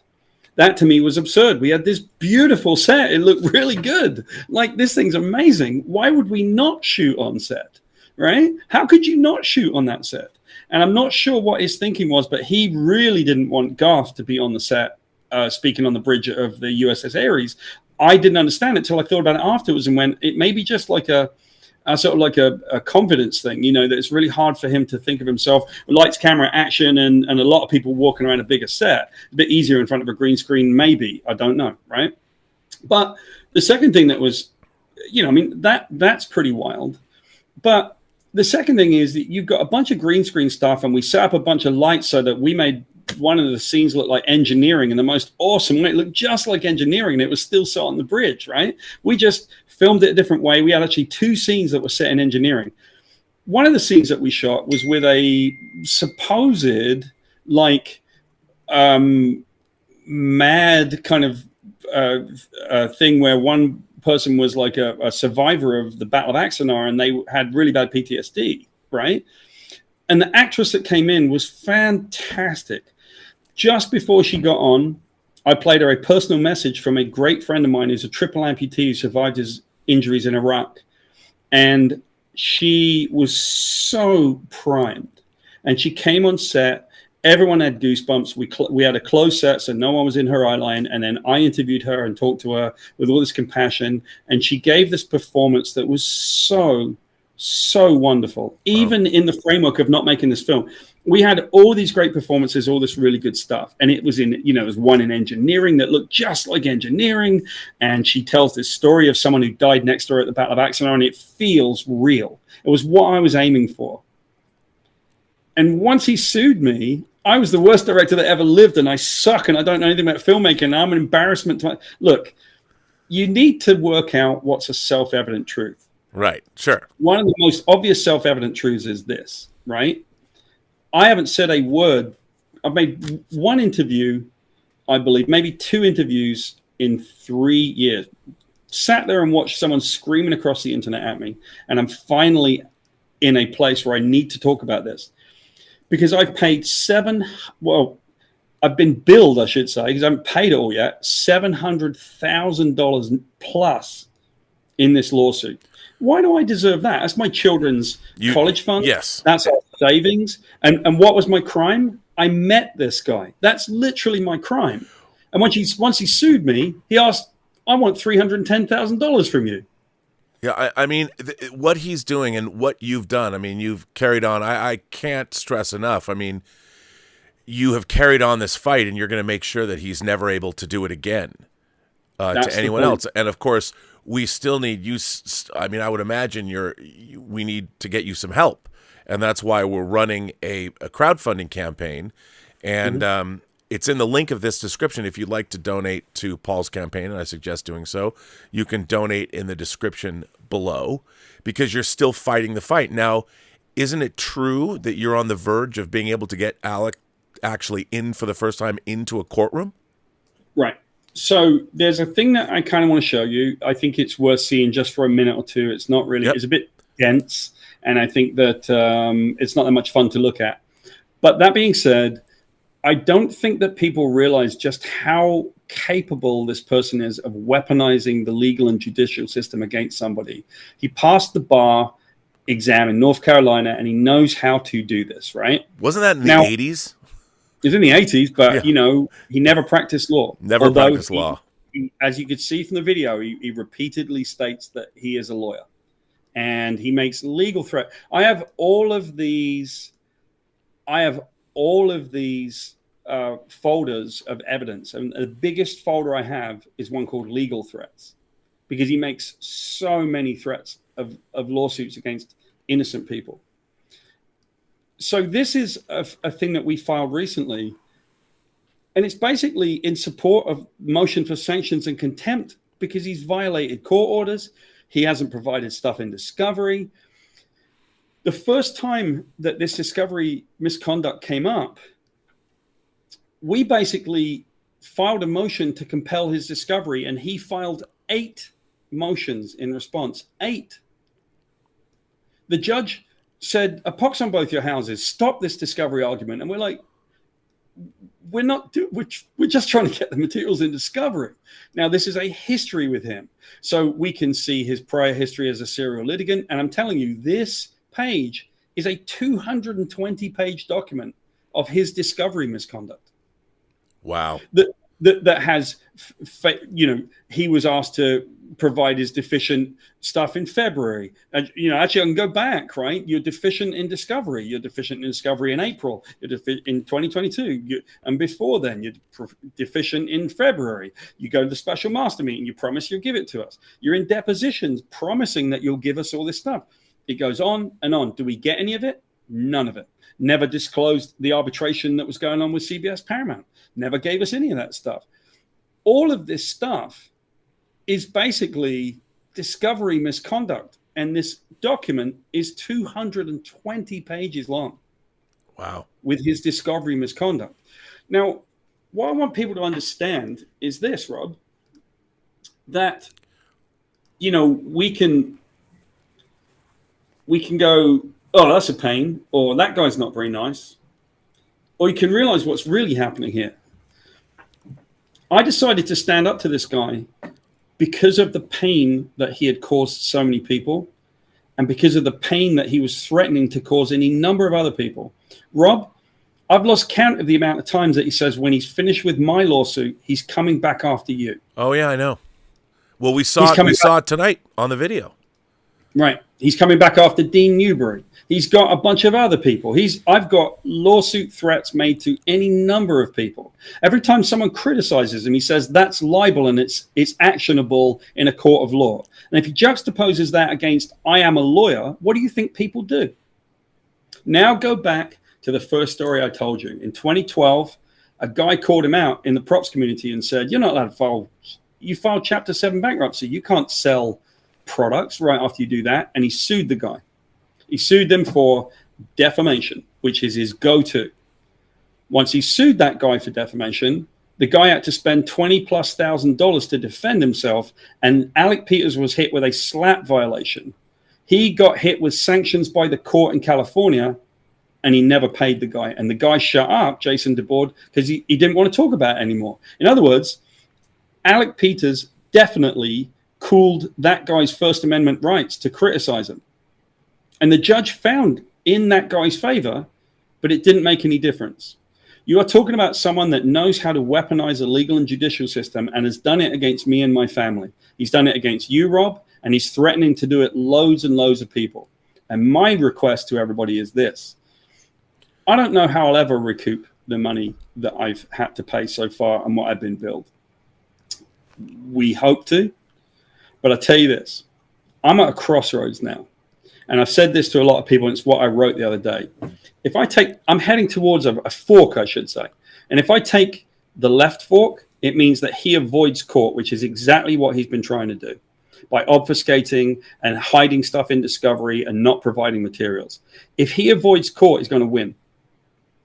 Right. So all of that time that I put into it and all of this effort to protect all of these people, including my family, right, will go because he will have avoided court again. The right fork is that I get him in a courtroom. And that's what we're trying to do with this GoFundMe. Help me get this guy in a courtroom. You want to make a value judgment about what happened with those bank accounts, about any of it? You want to make a value judgment? Go ahead. And if you decide that that was the misuse of your money, that this money that was spent on restaurants and all of this other stuff, any of the other evidence that's come out, if you decide that's what's happened, right, then help me to make him answerable, because I'll tell you right now what will happen. If he's done that, and any number of the other things that we expect to present in court, if a criminal charge arises out of a civil case, he's going to have to answer to them in front of an officer of the court, the judge, the bailiff maybe, and any sheriff's deputy is there. If criminal charges or criminal element, criminal activity is shown in a civil case, then he's going to have to stand in front of a judge and jury and explain what happened. It's an if, right? Right. Well, my question to everybody is this. Are we prepared to stand by, as the saying goes, the only thing necessary for the advancement of evil is for good men to stand by and do nothing. So we're going to stand by and let me just take it. I'll stand forward. I put my little cardboard armor and I face the dragon and I step forward to face the dragon. Are we going to have me do this by myself? I've put everything I've got into this, and we need to get over the hump. It's not about me getting paid.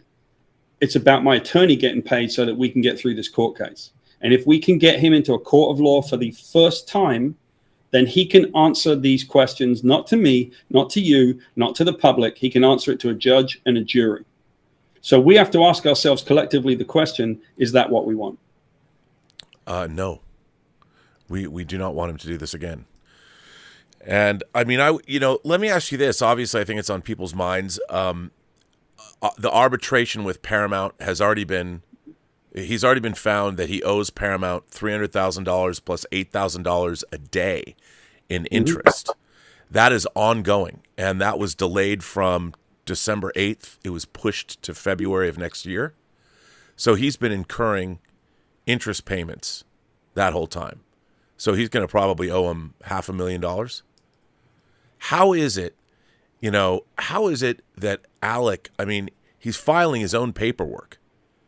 Isn't that illegal? It's not illegal to represent yourself pro se. It's not, right? Where it's wrong is if you write everything and they file your work as theirs, especially in my case, because we've called them out repeatedly for doing it. Yeah. Why does a law firm why do the lawyers put themselves at risk like that? You're going to have to ask them. And my belief is that, I heard very early on in my case that this individual has a tendency not to tell his lawyers the truth, which seems understandable and probably makes sense to me. If he doesn't tell them what's really happening and what evidence there really is, and they take on the case, they find themselves in just a little bit too deep at a certain point. What are they going to do? Supposed to defend a guy that's indefensible. Right. And I think that's probably what happens a little bit. So, I mean, it's going to be interesting to see that if his lawyers don't know these things and just the filings. I know from the filings he made against me, which were, call them dubious at best, that they didn't come from a law firm. Right. I mean, it was clear, and I'm sure nothing he's filed against you has necessarily come from a law firm. And yet, no, I wouldn't say that. Plenty of stuff has come from a law firm, absolutely, but there's also plenty of stuff that hasn't. But from what we can tell, I mean, the initial filing written in Calibri and the last one that got filed in Calibri, that's not like. Here's the thing: it got filed right by his attorneys, right? And this is where I get really frustrated with this because this cost me thousands and thousands of dollars, right? So it gets filed by his attorneys as if they've written it, right? Well, let me tell you, I looked at his attorney's filings, and there's no evidence that his attorney has ever filed a single lawsuit written in Calibri, because that's not the default font. Right. It's usually Times Roman, right? But these were written in Calibri. In other words, you've never signed. Alec Peters has a history of filing them in Calibri. You've never filed one, but suddenly for this one, you decided you would write it in the Calibri font. I don't think so, pal. Let me tell you, okay, it's not just the cruel and evil people that hurt us. It's their facilitators. My family has been as damaged by his attorneys as they have by him, because those are the people that set him up to do this kind of thing to others. Yeah. It's astonishing that, it's the people that have worked for him. Dean, Jared, Tiana, me, you especially. It's amazing that the people that have tried to do good work for him is the people that he comes after the most. We've all, like I said earlier in this conversation, the thing is we've all seen him. We all see him. He knows that we've seen who he really is. We've seen the lack of success, the challenges with work ethic, the challenges with personal ethic. When we interviewed one of our psychologists for the documentary, she told us about something that I was sort of vaguely familiar with, but she really laid it out. She said, imagine a person with narcissistic personality disorder has become only an image. They're not a person anymore, they're an image of a person. And when the shit breaks down, Rob, it shatters. That image is like a mirror. Boom, it starts shattering. And so that's when you get this sort of like, I think they protest too much kind of behavior, right? I posted about this for the first time in 2 years yesterday and watched with sort of amazement, although I wasn't that surprised, that there were 10, 11, 12 posts immediately made to discredit me. He didn't do this. He's terrible. There was one post that literally says, copyright fraud Paul Jenkins. That's the new name for me. Let me tell you another one that he did. And this is one that, frankly, is going to bite him on the arse. He decided that he was going to take the lie. Remember, we talked earlier on about a lie that evolves, right? Sure. So let's talk about the evolution of a particular lie that he told with me. And I'll show you the insidious attacks on me and my family that this person is willing to perpetrate. Let's go from the beginning. Way back at the beginning, when he decided that he wanted to fire us before we could quit, he started talking to Sarah Boyd, and my CEO of my company.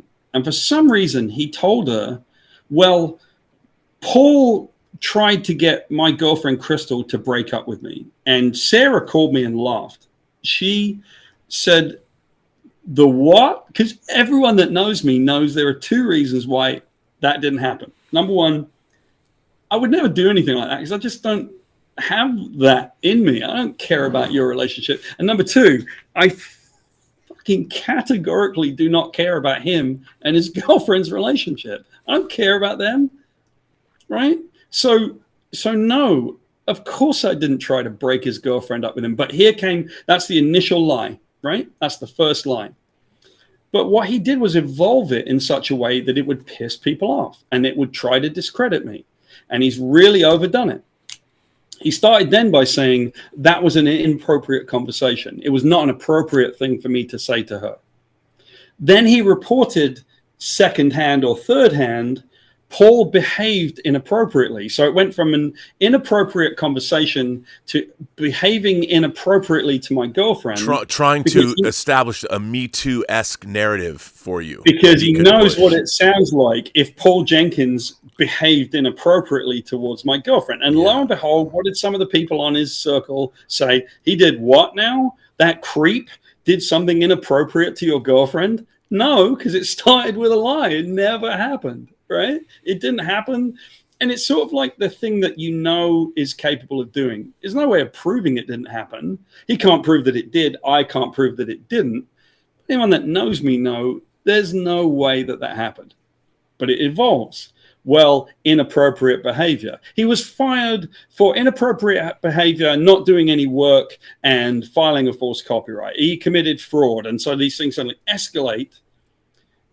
And either yesterday or today, he finally decided to just say, Paul Jenkins was fired for behaving inappropriately towards women. So wow. he's taken a thing and decided that he's going to run with Paul Jenkins was fired for inappropriate behavior towards women. Now, every single woman who knows me, everyone, all of my friends, everyone, if they heard that someone had accused me of all people of that, they would flip out. First of all, they would laugh their ass off, and second, they'd be furious because of the way that I conduct myself with everybody. There is no way in hell, no way that I ever behave inappropriately. In fact, I'm the first person, right, on a set to make sure that everyone is comfortable, that no one does this thing. Now, what you might want to look at is the accusation of a narcissist is always a confession.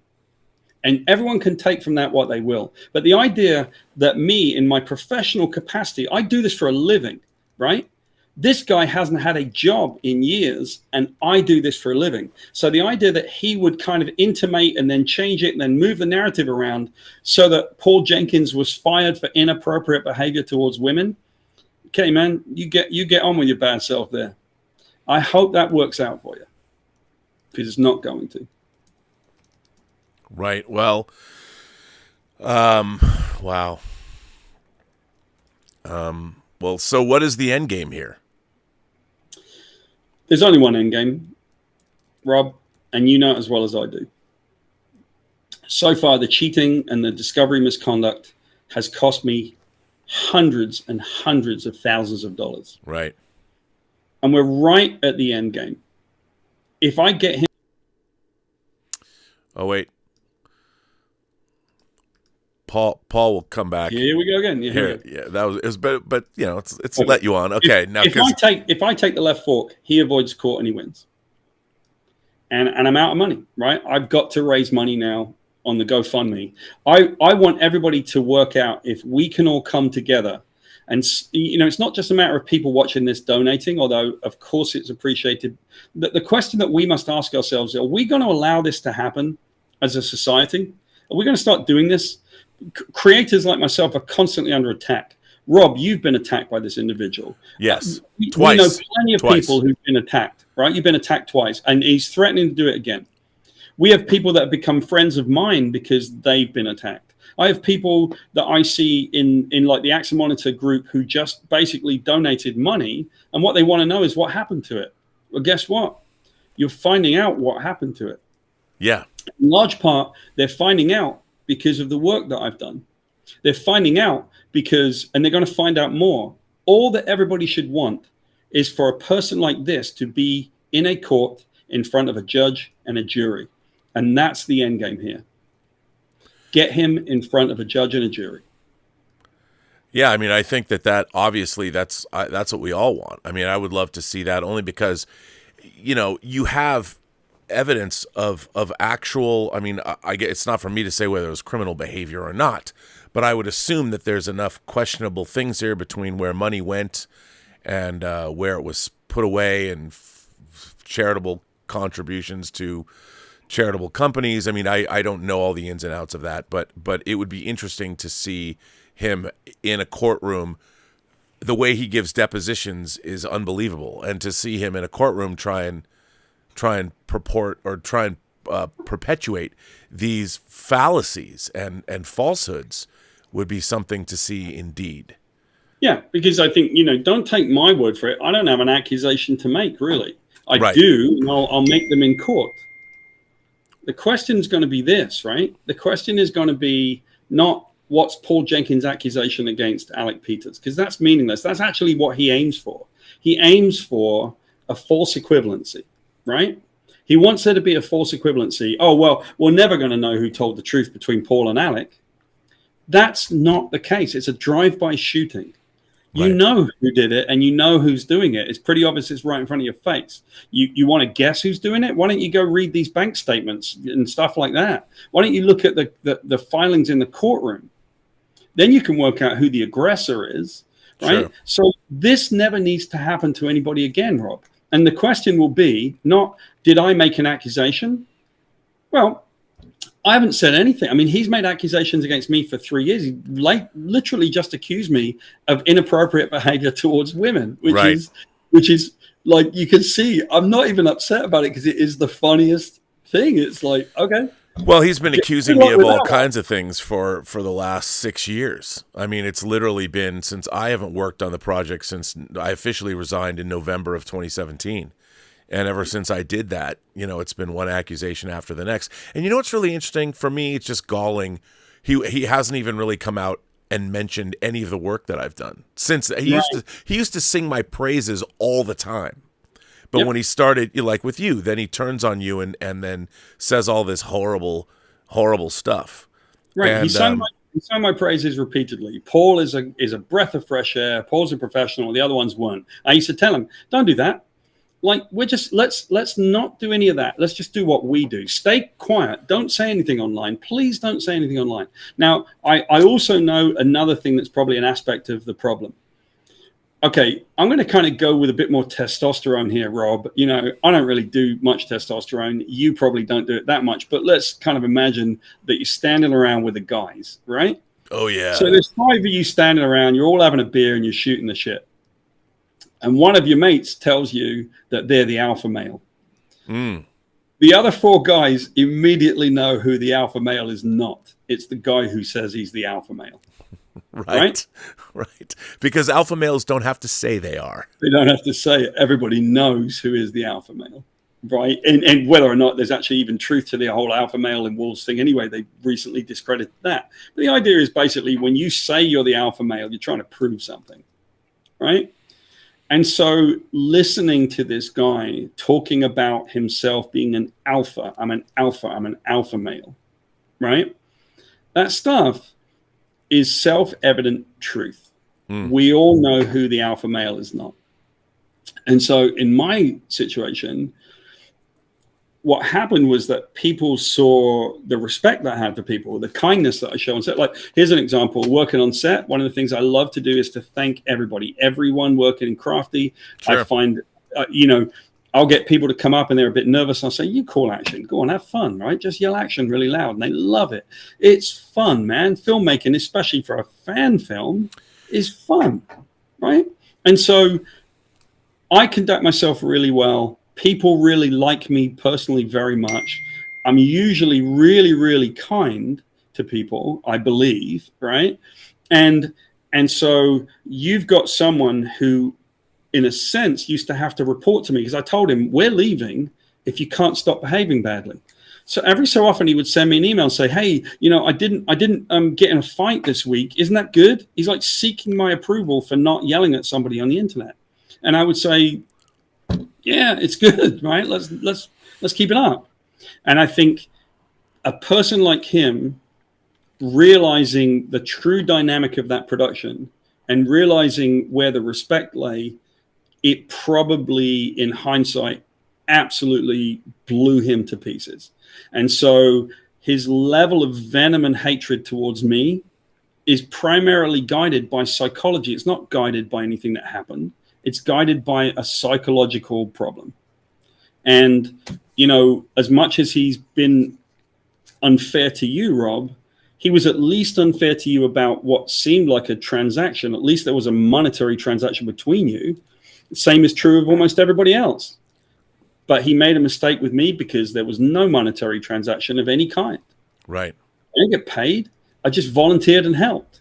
And so it was purely an ego-based, narcissistic sort of decision.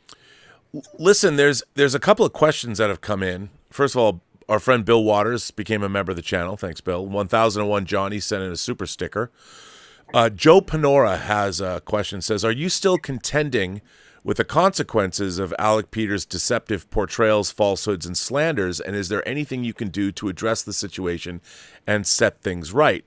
And an update on his question is, has this negatively affected relationships you have in the business? Yeah, so that's an interesting one, right? So one of the problems that you're going to have, right, is how do I know if it's negatively affected things in the business? Yeah. How do we know, Rob? We don't really know. I mean, I'm still working. You're still working. I mean, you know, the person I made Tango Shalom with, I produced another film with him, you know, and I'm still doing all kinds of work. The funny thing is the work that I've actually done with people, for the most part, while I wouldn't say it's Stanley Kubrickian level, I'm proud of everything I've ever worked on, including, I will say, Prelude to Axanar. Right, and the Vulcan scene. You know, I thought that Christian did a great job directing. I mean, it was interesting watching. So for a minute, when Christian directed Prelude, he acted like the interviewer on set with the actors, which I thought was a brilliant. That's exactly what I did. Yeah, and it worked out. In fact, I might have taken it a little bit different. It worked out really, really well, and like I couldn't have made Prelude to Axanar what it was, and to be fair, they gave me carte blanche creatively to cut it the way I wanted to, and I really hacked it apart. You know, they had these long speeches, and I intercut everything, and they were very happy with how that went down. So I'm really proud of Prelude to Axanar, and I thought it would. First of all, I thought we would have been done with this project in 2015, 2016. It's amazing in 2023. Look, the most valuable thing any of us ever have is time. Right. And the thing about Alec Peters that I've come to really hate the most is his monumental waste of everyone else's time and his own. All this talking, whenever he does live streams, how many live streams has he done? And he can't make 2 15-minute shorts that have basically people sitting down at tables. I mean, I'm like, why doesn't he not talk about anything and just get the movies done? Problem solved. Right. I mean, he's done. We could live in a world, right, where maybe if everyone described us with one word, right, and so I would look at you and I can't think of the word, maybe like say, because you love fan films so much, I'd go like enthusiastic. Maybe that's a good word for Rob, I don't know, or like accomplished or something for somebody, right? Maybe I hope that the word used for me would be like something like kind, because I'm pretty kind and I like. Yeah. Oh, we'll wait and get you back. And I'm not finishing that thought, and we will fix that problem next time I'm on with you, right? But I realized there was a word for this person. Really, there was like literally one word for this person, and that word was unnecessary. Yeah. I mean, it's the time that we've had to spend, the aggravation, what you've had to go through with your family, needless. And someone just preying upon you for, I don't even know how somebody would live with themselves on a daily basis by doing this to other people. They haven't accomplished anything themselves. That would be the thing that would kill me, is that I'll tell you some things that have come out of this, right? I found out that he and his friend Jonathan Lane conspired to forge my signature. Right? They tried to forge my signature. They literally conspired to do so. Right? And we called him out for it. You can't forge somebody's signature because you can't keep it in your pants about a fan film. I found another conversation between them, right, where they discussed my wife's nerve pain condition and decided between the two of them that it probably wasn't real and I was just trying to get people's sympathy. This is the level of venom and hatred between these people. But let's go to the last one.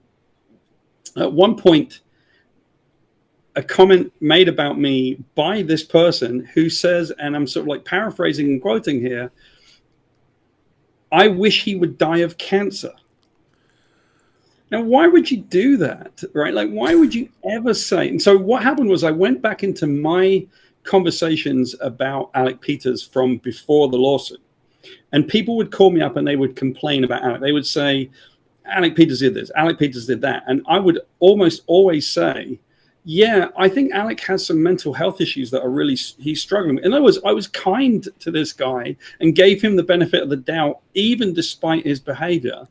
So you work it out for yourselves out there. Like, what do you want to be? What do we want to be when we grow up as a society? Are we going to support kindness and communication? Or are we going to kind of sit there and really throw our eggs in the basket of somebody like Alec Peters? Do you really want to be on that side of history? If you do, I worry for you, because I worry that you may not be able to get out. And you need to get out, because that is not the right side of history. No, you know, there's an Israeli historian, Yuval Harari, who's written two great books. One is *Sapiens*, which is basically the 100,000-year history of the human race up till this point. And then he wrote a second book called *Homo Deus*, which is about the future. And at the end of *Homo Sapiens*, or *Sapiens*, he poses the question to the reader that as a race, because there's one race of human beings on this planet, the human race, we must decide the big thing facing us as a race is we have to decide who we want to be. Right. You know, what kind of people do we want to be moving forward?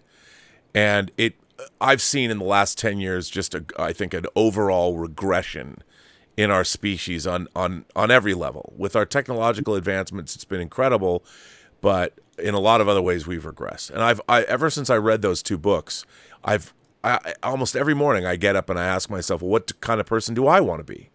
You know, what is it that I'm... And what I've tried to do with this particular YouTube channel is, you know, I call my audience imagination connoisseurs, is try and share my enthusiasm for what all the other imagination connoisseurs who came before me have created. And I really believe that telling great stories using the language of cinema or the video games or whatever modern entertainment forms we're using, you can actually make a positive change in the world. And I understand, I mean, it's deeply cynical. Hollywood's deeply cynical. It's a money business. And I understand that. But at the end of the day, how many people, our minds are filled with our favorite actors and our favorite movie scenes because of what they mean to us, what we've learned from them, what they've shown us, how they've inspired us, you know. And look, I've got hardcovers of both.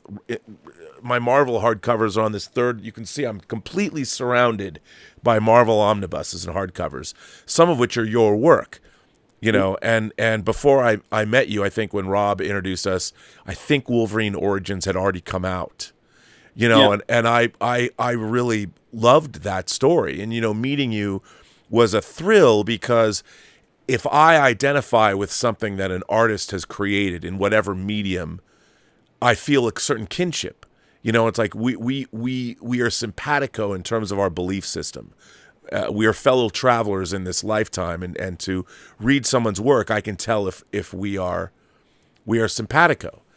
And I think the thing that bothers me the most about all of this is I believed at first that Alec Peters was one of those people. And I at the end of the day, to find out that he's the exact opposite of that irks me to no end. And the way he's victimized, because I had no idea the long list of people. I'll tell you something else. A couple of weeks ago, I was doing my Designing Hollywood podcast that I was hired by the great Hollywood costume designer Marilyn Vance to host. And I've been doing it for like 3 years now. And there was an auction house doing a big sci-fi Hollywood auction. And one of the people that was putting on the auction is Jason DeBoard. Oh, yeah. And yeah, and here I was, and I'm thinking as I'm talking to him, I was like, Jason DeBoard, how do I know that name? And then I realized when I was talking to him, by the way, you can go onto the John Campea channel and watch this interview with it's Justin's Auctions. And the auction was the 14th and 15th of this month. And we had a conversation afterwards. And I was in a professional capacity. I was interviewing Jason DeBoard about this auction.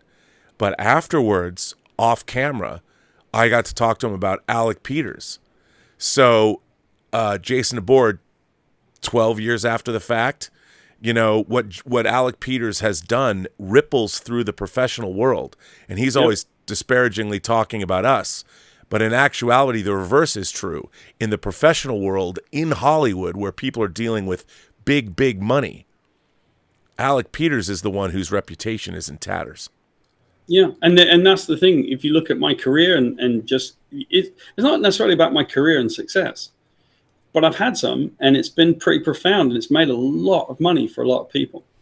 And as you say, you know, I created the Century. That's about to go make a lot of money for someone, isn't it? Right?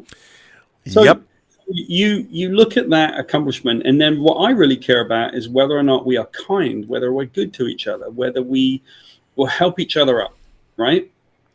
And I realized early on in this lawsuit that if I didn't stand up and try to stand against what this represented, it was the exact opposite of me as a human being.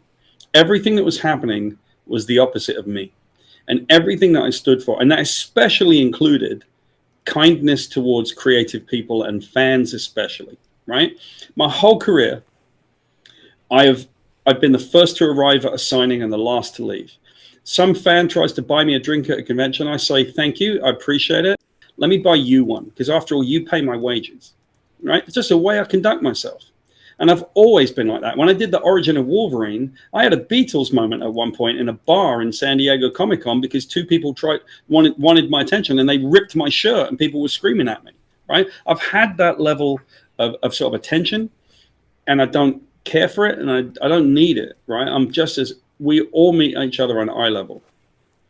So if I were to say anything to the audience here, and if I were to say anything to anyone that's interested in what we do, what we need to start looking at is whether or not we can accept this anymore. You may be really far on the left politically. You may be really far on the right. You may be more like most of us, like somewhere in the middle, wondering why people keep yelling at each other.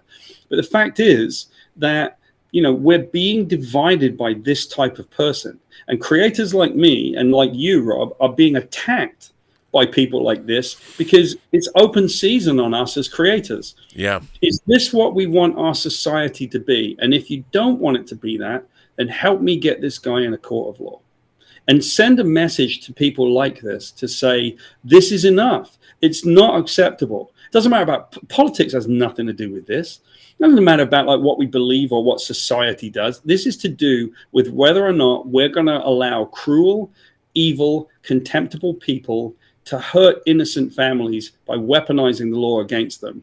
And if you look at the odds that I'm facing, right, it's cost me hundreds of thousands of dollars, and it hasn't cost him anything. And that's been proven by the CBS arbitration. He didn't have any proof that he spent any money on my lawsuit. Couldn't prove any of it. So if you look at that, that is a cheat code. That's literally a cheat code on his behalf. It doesn't cost him. Well, you're back. And it doesn't cost him anything. It doesn't cost him anything. And it's cost me hundreds of thousands, and I'm still here, and I'm still standing, because the only way to put an end to this is to stop that kind of cheat code. I'll tell you what I'm going to go for. I'm going to go take my documentary, and I'm going to make it affect change. I'm going to get a federal standard for a slap law if it kills me. I'm going to make sure that the same slap law applies in California as applies in Georgia, so that people in Georgia are offered the same protections as people in California. And I've got news for you, Rob. He's not coming after you in California, because he's already violated slap laws out there, and he'll get laughed out of court. He's not coming anywhere near you. I also think it's been too long. It is. But let's remember, anyone could sue anybody for anything. And don't forget that, everybody. Right? This is the cautionary tale of our society. I got sued for nothing for no reason. I got sued because I met somebody. That's it. And it doesn't matter. He'll scream and carry on and say that's not true. Paul Jenkins is a liar. Well, keep calling me a liar, dude, because the accusation of a narcissist is always a confession. Go ahead and yell at me about all the things I am. Anyone that knows me knows none of them are true. Yeah, no, I know. By the way, John Suntress of the Word Balloon podcast. Hey, John. Love John. John, he's the best. I mean, I don't think there's any other. You guys should all tune in to the Word Balloon podcast. John Suntress is a great guy, and there's nobody that loves celebrating the art of the comics field more than he does. He says 3 of my favorite guys are getting hassled. So thanks for the support, John. I appreciate that. John, let me tell you, because Mark Wade is going through this. I just talked to Mark Wade. Oh, man. This entire last week. Mark Wade was sued by somebody who claimed that Mark had blackballed him in the industry, and it cost Mark Wade 150 grand. And Mark's been sued by someone else. Why should we just exist and make amazing stuff? Mark Wade is one of the best creative people in the comic book business. He's one of the best guys. Yeah, listen, Mark is very left in his politics right now. I don't do politics because I'm just a fucking old punk, right? I don't do any of that stuff. But Mark is a bit left in his politics, fine, because we're all supposed to be able to disagree about politics anyway. But let me tell you this, right? Mark's a fine guy, and he and I have been friends for many years, and Mark does not deserve this to happen to him any more than I do. Rob? And I have to say, I've been a fan of Mark Wade. For those of you who might not know right away, he did things like Kingdom Come, and I really loved. He did a comic series that I thought was very cool called Empire in the early 2000s. He did The Flash. He did a great run on The Flash. He's been amazing in his work. I'm a big fan of Mark Wade's work. But yeah, like anybody can sue, and the thing is, it can be devastating because if you don't defend yourself. And this is another thing. In my case, what Alec was trying to do, he even said that he had a judgment against me in the state of Georgia because my defense went up to the 11th hour because I was trying to arrange for funding to pay for my defense. And it was really difficult for me to get that defense.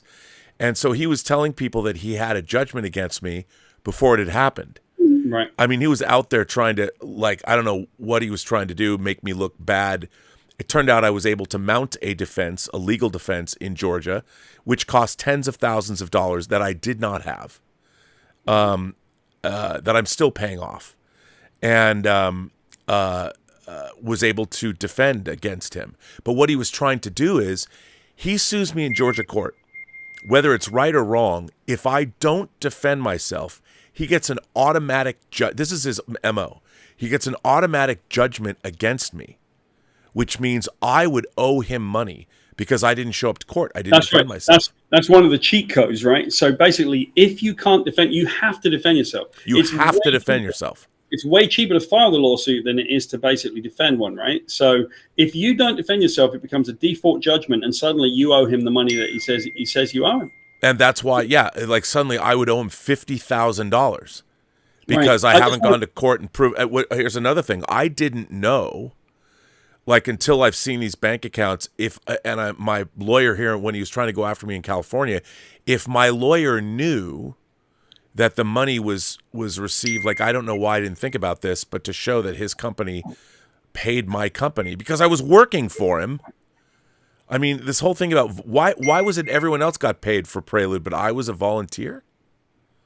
Hey, I just want to tell you, by the way, and I'm really, really, really grateful for this. It says that 63 people just donated to GoFundMe, right? That our number went up to 7,777. I just got a text, right?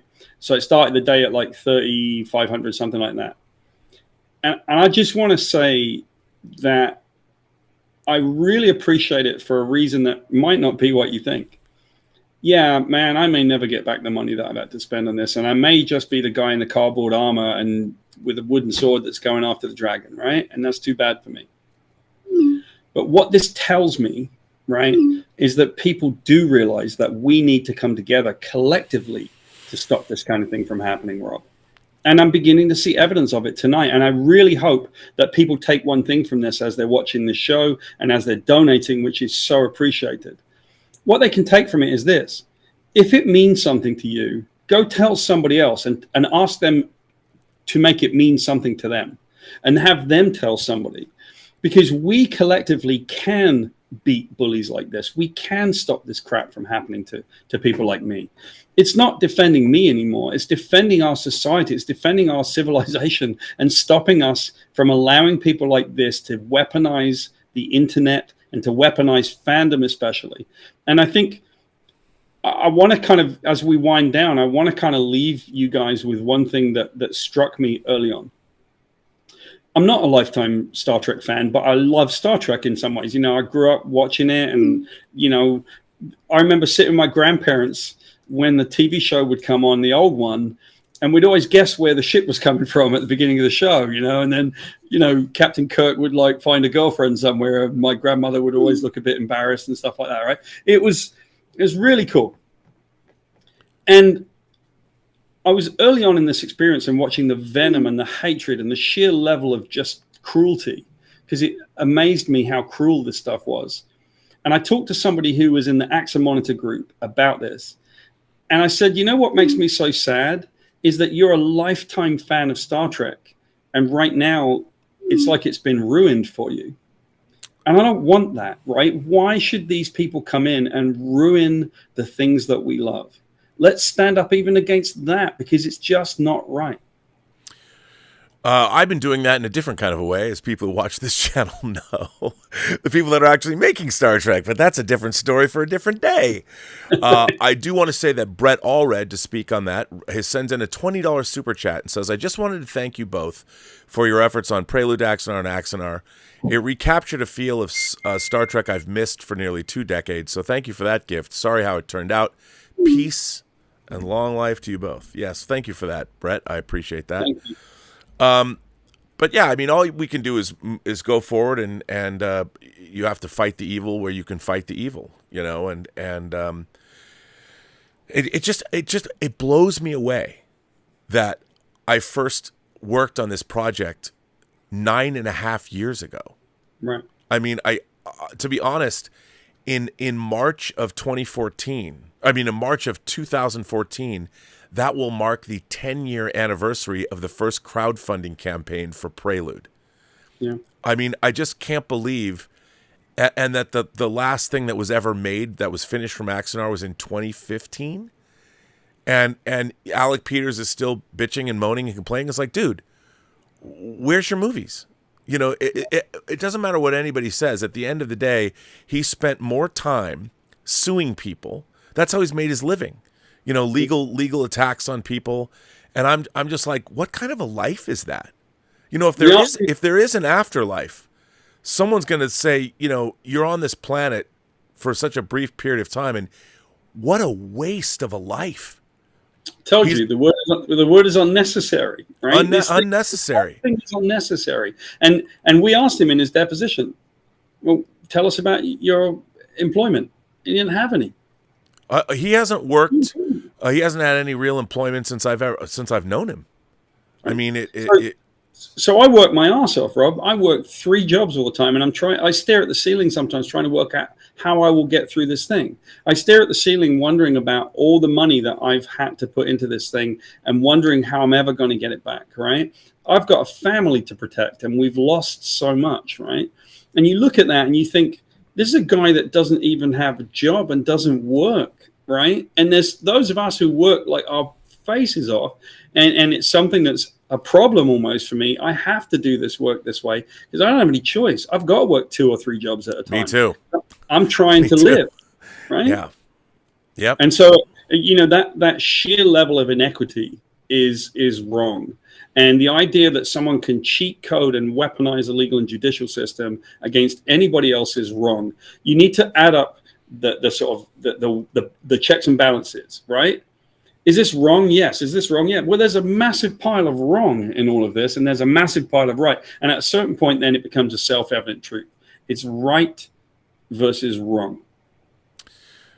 Well, I think that's a great way to leave this. I just want to say that Jason S. says, Rob, I think that Kang has to be the weakest MCU or DCEU villain. On 2 separate occasions, he got defeated by a small, petite woman.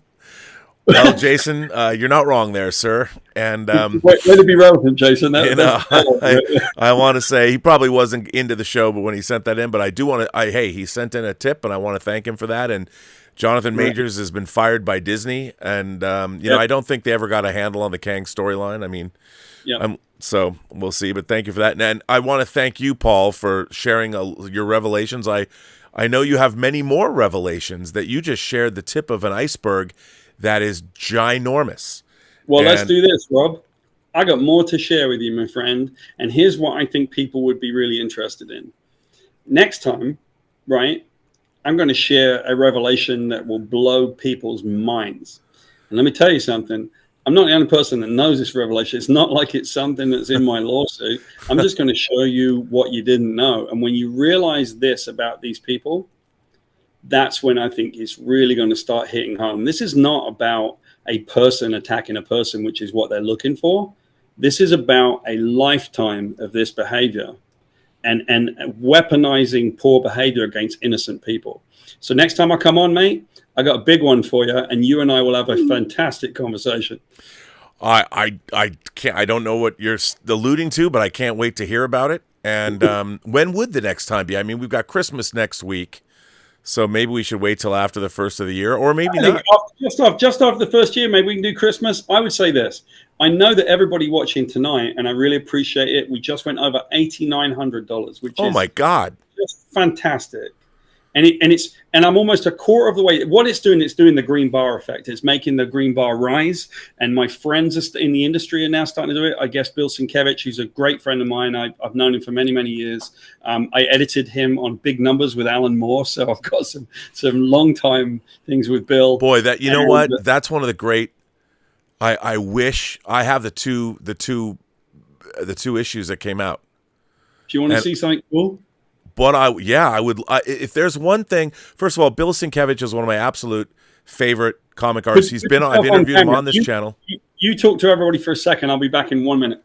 Okay, well, I will do that. Well, that's amazing that everybody is. I'm proud of you, Imagination Connoisseurs, for helping Paul Jenkins out. And you know, everyone knows I try and keep this, keep it all positive here. But I think that at some point. It has been this long, and I am tired. Once again, Alec is besmirching me on socials again, and it's like at some point you just want to be. I know it's been this long, but I'm like, really, you're still spouting the same stuff again and again and again, and you haven't made 2 15-minute shorts. I mean, it's unbelievable to me. I'm finishing up producing another movie. I just produced an audio drama with Saturn Award nominee Todd Stashwick and Road to Perdition writer Max Allen Collins, which you're going to hear about, and you're going to actually hear the proof of concept, which is great. I mean, hell, I could probably go produce the Axanar audio drama before Alec finishes his short films. Not that I'm inclined to do so, but Paul is back. All right. So I got a little present for everybody. Uh-oh. Yes, I was the original editor on Big Numbers by Alan Moore. And I'll try to hold them at an angle so we can see them. Yeah, there we go. Oh, man. So here's what you're looking at. This is half of book 3 that was never published. Oh, my God. I was... Big Numbers, a.k.a. the Mandelbrot set. The Mandelbrot set, and actually it was really Alec... I mean, it was really Alec. Uh-oh. He'll come back. He'll be back. But there we go. Fix this next time. Fix it in post. This is basically Alan Moore's Kubla Khan. It's his unfinished work. Yeah. So what you're looking at is something that was never published. An amazing work by Alan Moore and Bill Sienkiewicz. And I got a few of these. Amazing. So they were so grateful to me. I was 24 years old. I was the editor-in-chief. I had a bleeding stomach ulcer because of that book. And they were so kind to me.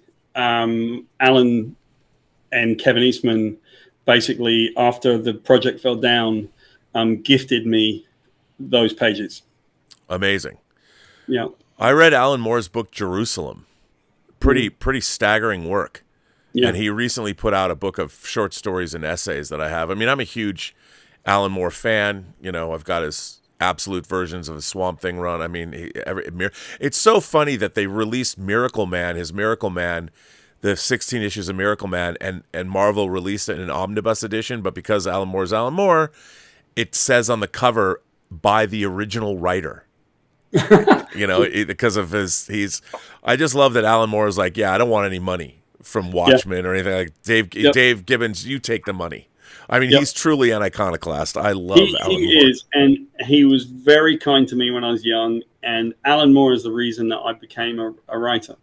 I was over at his house in Northampton, England. I lived in Northampton, Massachusetts, and I was sitting with him, and he showed me something on big numbers, and I wish to this day, it's the only thing I regret. I really wish I had a camera to take a picture of what he showed me. It was a 12-issue grid of every character and what was going to happen to them in every one. It was literally planned out on this giant grid, and he explained it to me. And we got in this conversation, and we were talking about his process. It was just a friendly, cheerful conversation between a guy with his reputation and a kid who was 23, 24 years old, right? And he was so kind to me and so nurturing and so good. And then we started talking with me about his process. And I had this weird moment. I said, you know, it's funny, Alan, you're talking about your way that you write these things. And I've thought a little bit about, I wonder if I can do this myself. And it's funny, you're explaining the way that you do these. And I keep thinking, that's the way that I thought I would do it. And he said, maybe you should have a go at it, Paul. And I said, really, do you think I should kind of break into it? And he went, yeah. And that's the year that I went down to San Diego Comic-Con and broke into Hellblazer as a writer. Wow. That's amazing. And I loved the Hellblazer comic. You know, it's funny, the big numbers, I have to say this. There were 3 comic books that I wanted to see made, and 2 of them got made. And one of them was the George Perez JLA versus Avengers, just the crossover. The other was the George Perez. George was a lovely, lovely man, and I loved that man so much. His Teen Titans games. I was in 1990. I got to visit the DC offices in New York, and I went there, and the editor of Teen Titans at the time showed me around, and he was showing me the pages for this game, the game's Teen Titans graphic novel that George Perez had drawn, but it wasn't done, and it was probably never going to see the light of day. And the other was Big Numbers, the rest of Big Numbers. Yeah. Well, JLA versus Avengers came out, games came out, but I'm still holding out hope that one day Bill Sienkiewicz and Alan Moore will finish. Alan's finished with it. He doesn't want to do it. I know. I talked to Sienkiewicz about it. He was a lovely interview too, by the way, on this channel. Yeah. Bill's a really, really good friend of mine. I've known him for many, many years now, 30 odd years. I've known him for a really long time, 32 years. He was super kind to me. He drove me bloody crazy when we were trying to get big numbers out of him because we had an agent called Harvey, and so we always thought it was Harvey the Invisible Rabbit because we could never get Bill. But you know, those guys were so cool to me and so pleasant and so helpful. And it made my career. Bill Sienkiewicz is one of the nicest people. Like, to talk to him, you're just in the presence of, like with you, you're in the presence of niceness. I'm looking around in my room. I've got a bunch of other Bill Sienkiewicz stuff around. Oh, man. You know, if I ever get my movie Free Enterprise back and can do the 4K, I'm going to have him paint a new movie poster for it. There you go. Well, you know, I'll add one more book to the ones that did come out that was so beautiful that you should always look for, which is by a great friend of mine called George Pratt, and it's Enemy Ace War Idol, and it's a fully painted book about, oh my God, that book is so beautiful. Oh, dude, that book is great. That's another great DC book. Yeah, that's how to do it right there. Yeah. Well, Paul Jenkins, thank you for being here. I really appreciate the Axanar Revelations. We will bring you another issue or episode of the Axanar Revelations early in the new year, where I will hold you to this. I want to see what these revelations are. I want to hear about these revelations because, you know, we all want to. And I'm glad that everybody, I want to thank everybody. First of all, I always want to thank people for supporting this channel via Super Chats and tips and memberships, but I particularly want to thank everybody, especially in light that the end of this week is Christmas Eve on Sunday and then Christmas Day on Monday, to support the Paul Jenkins ongoing fight. Thank you so much for being so generous during this particular stream. Tell your friends, save this stream. I'm sure Alec will try and either strike my channel with a copyright strike or do whatever he can to demonetize me in some way, because he always does. He's tried to do it before. Yeah, So- well, I want to say on a personal level, like my wife and my 2 children, I will express gratitude on their behalf, even though I don't really discuss this very much with them to protect my wife from the issue she has, but I want to express gratitude to everybody, because this is a fight worth fighting, and I've stood alone on this for some time, and now to know that people get behind you is really, really helpful and gratifying. And so thank you so much. I really appreciate it, and let's go turn it into what we needed to turn it into. All right. A performing artist sends in a super chat and says, "You're getting donations because you're well-spoken." Thank you. It's part of being British. My mum would never forgive me if not.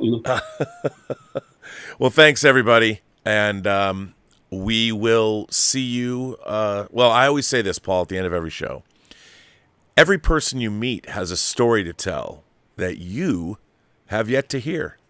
And all you have to do is listen. And thank you for listening to Paul's story tonight. And hopefully we'll have more great stories, more Axanar revelations coming forward, because I myself am looking forward to hearing them. So, thank you. All right. Thanks for being here.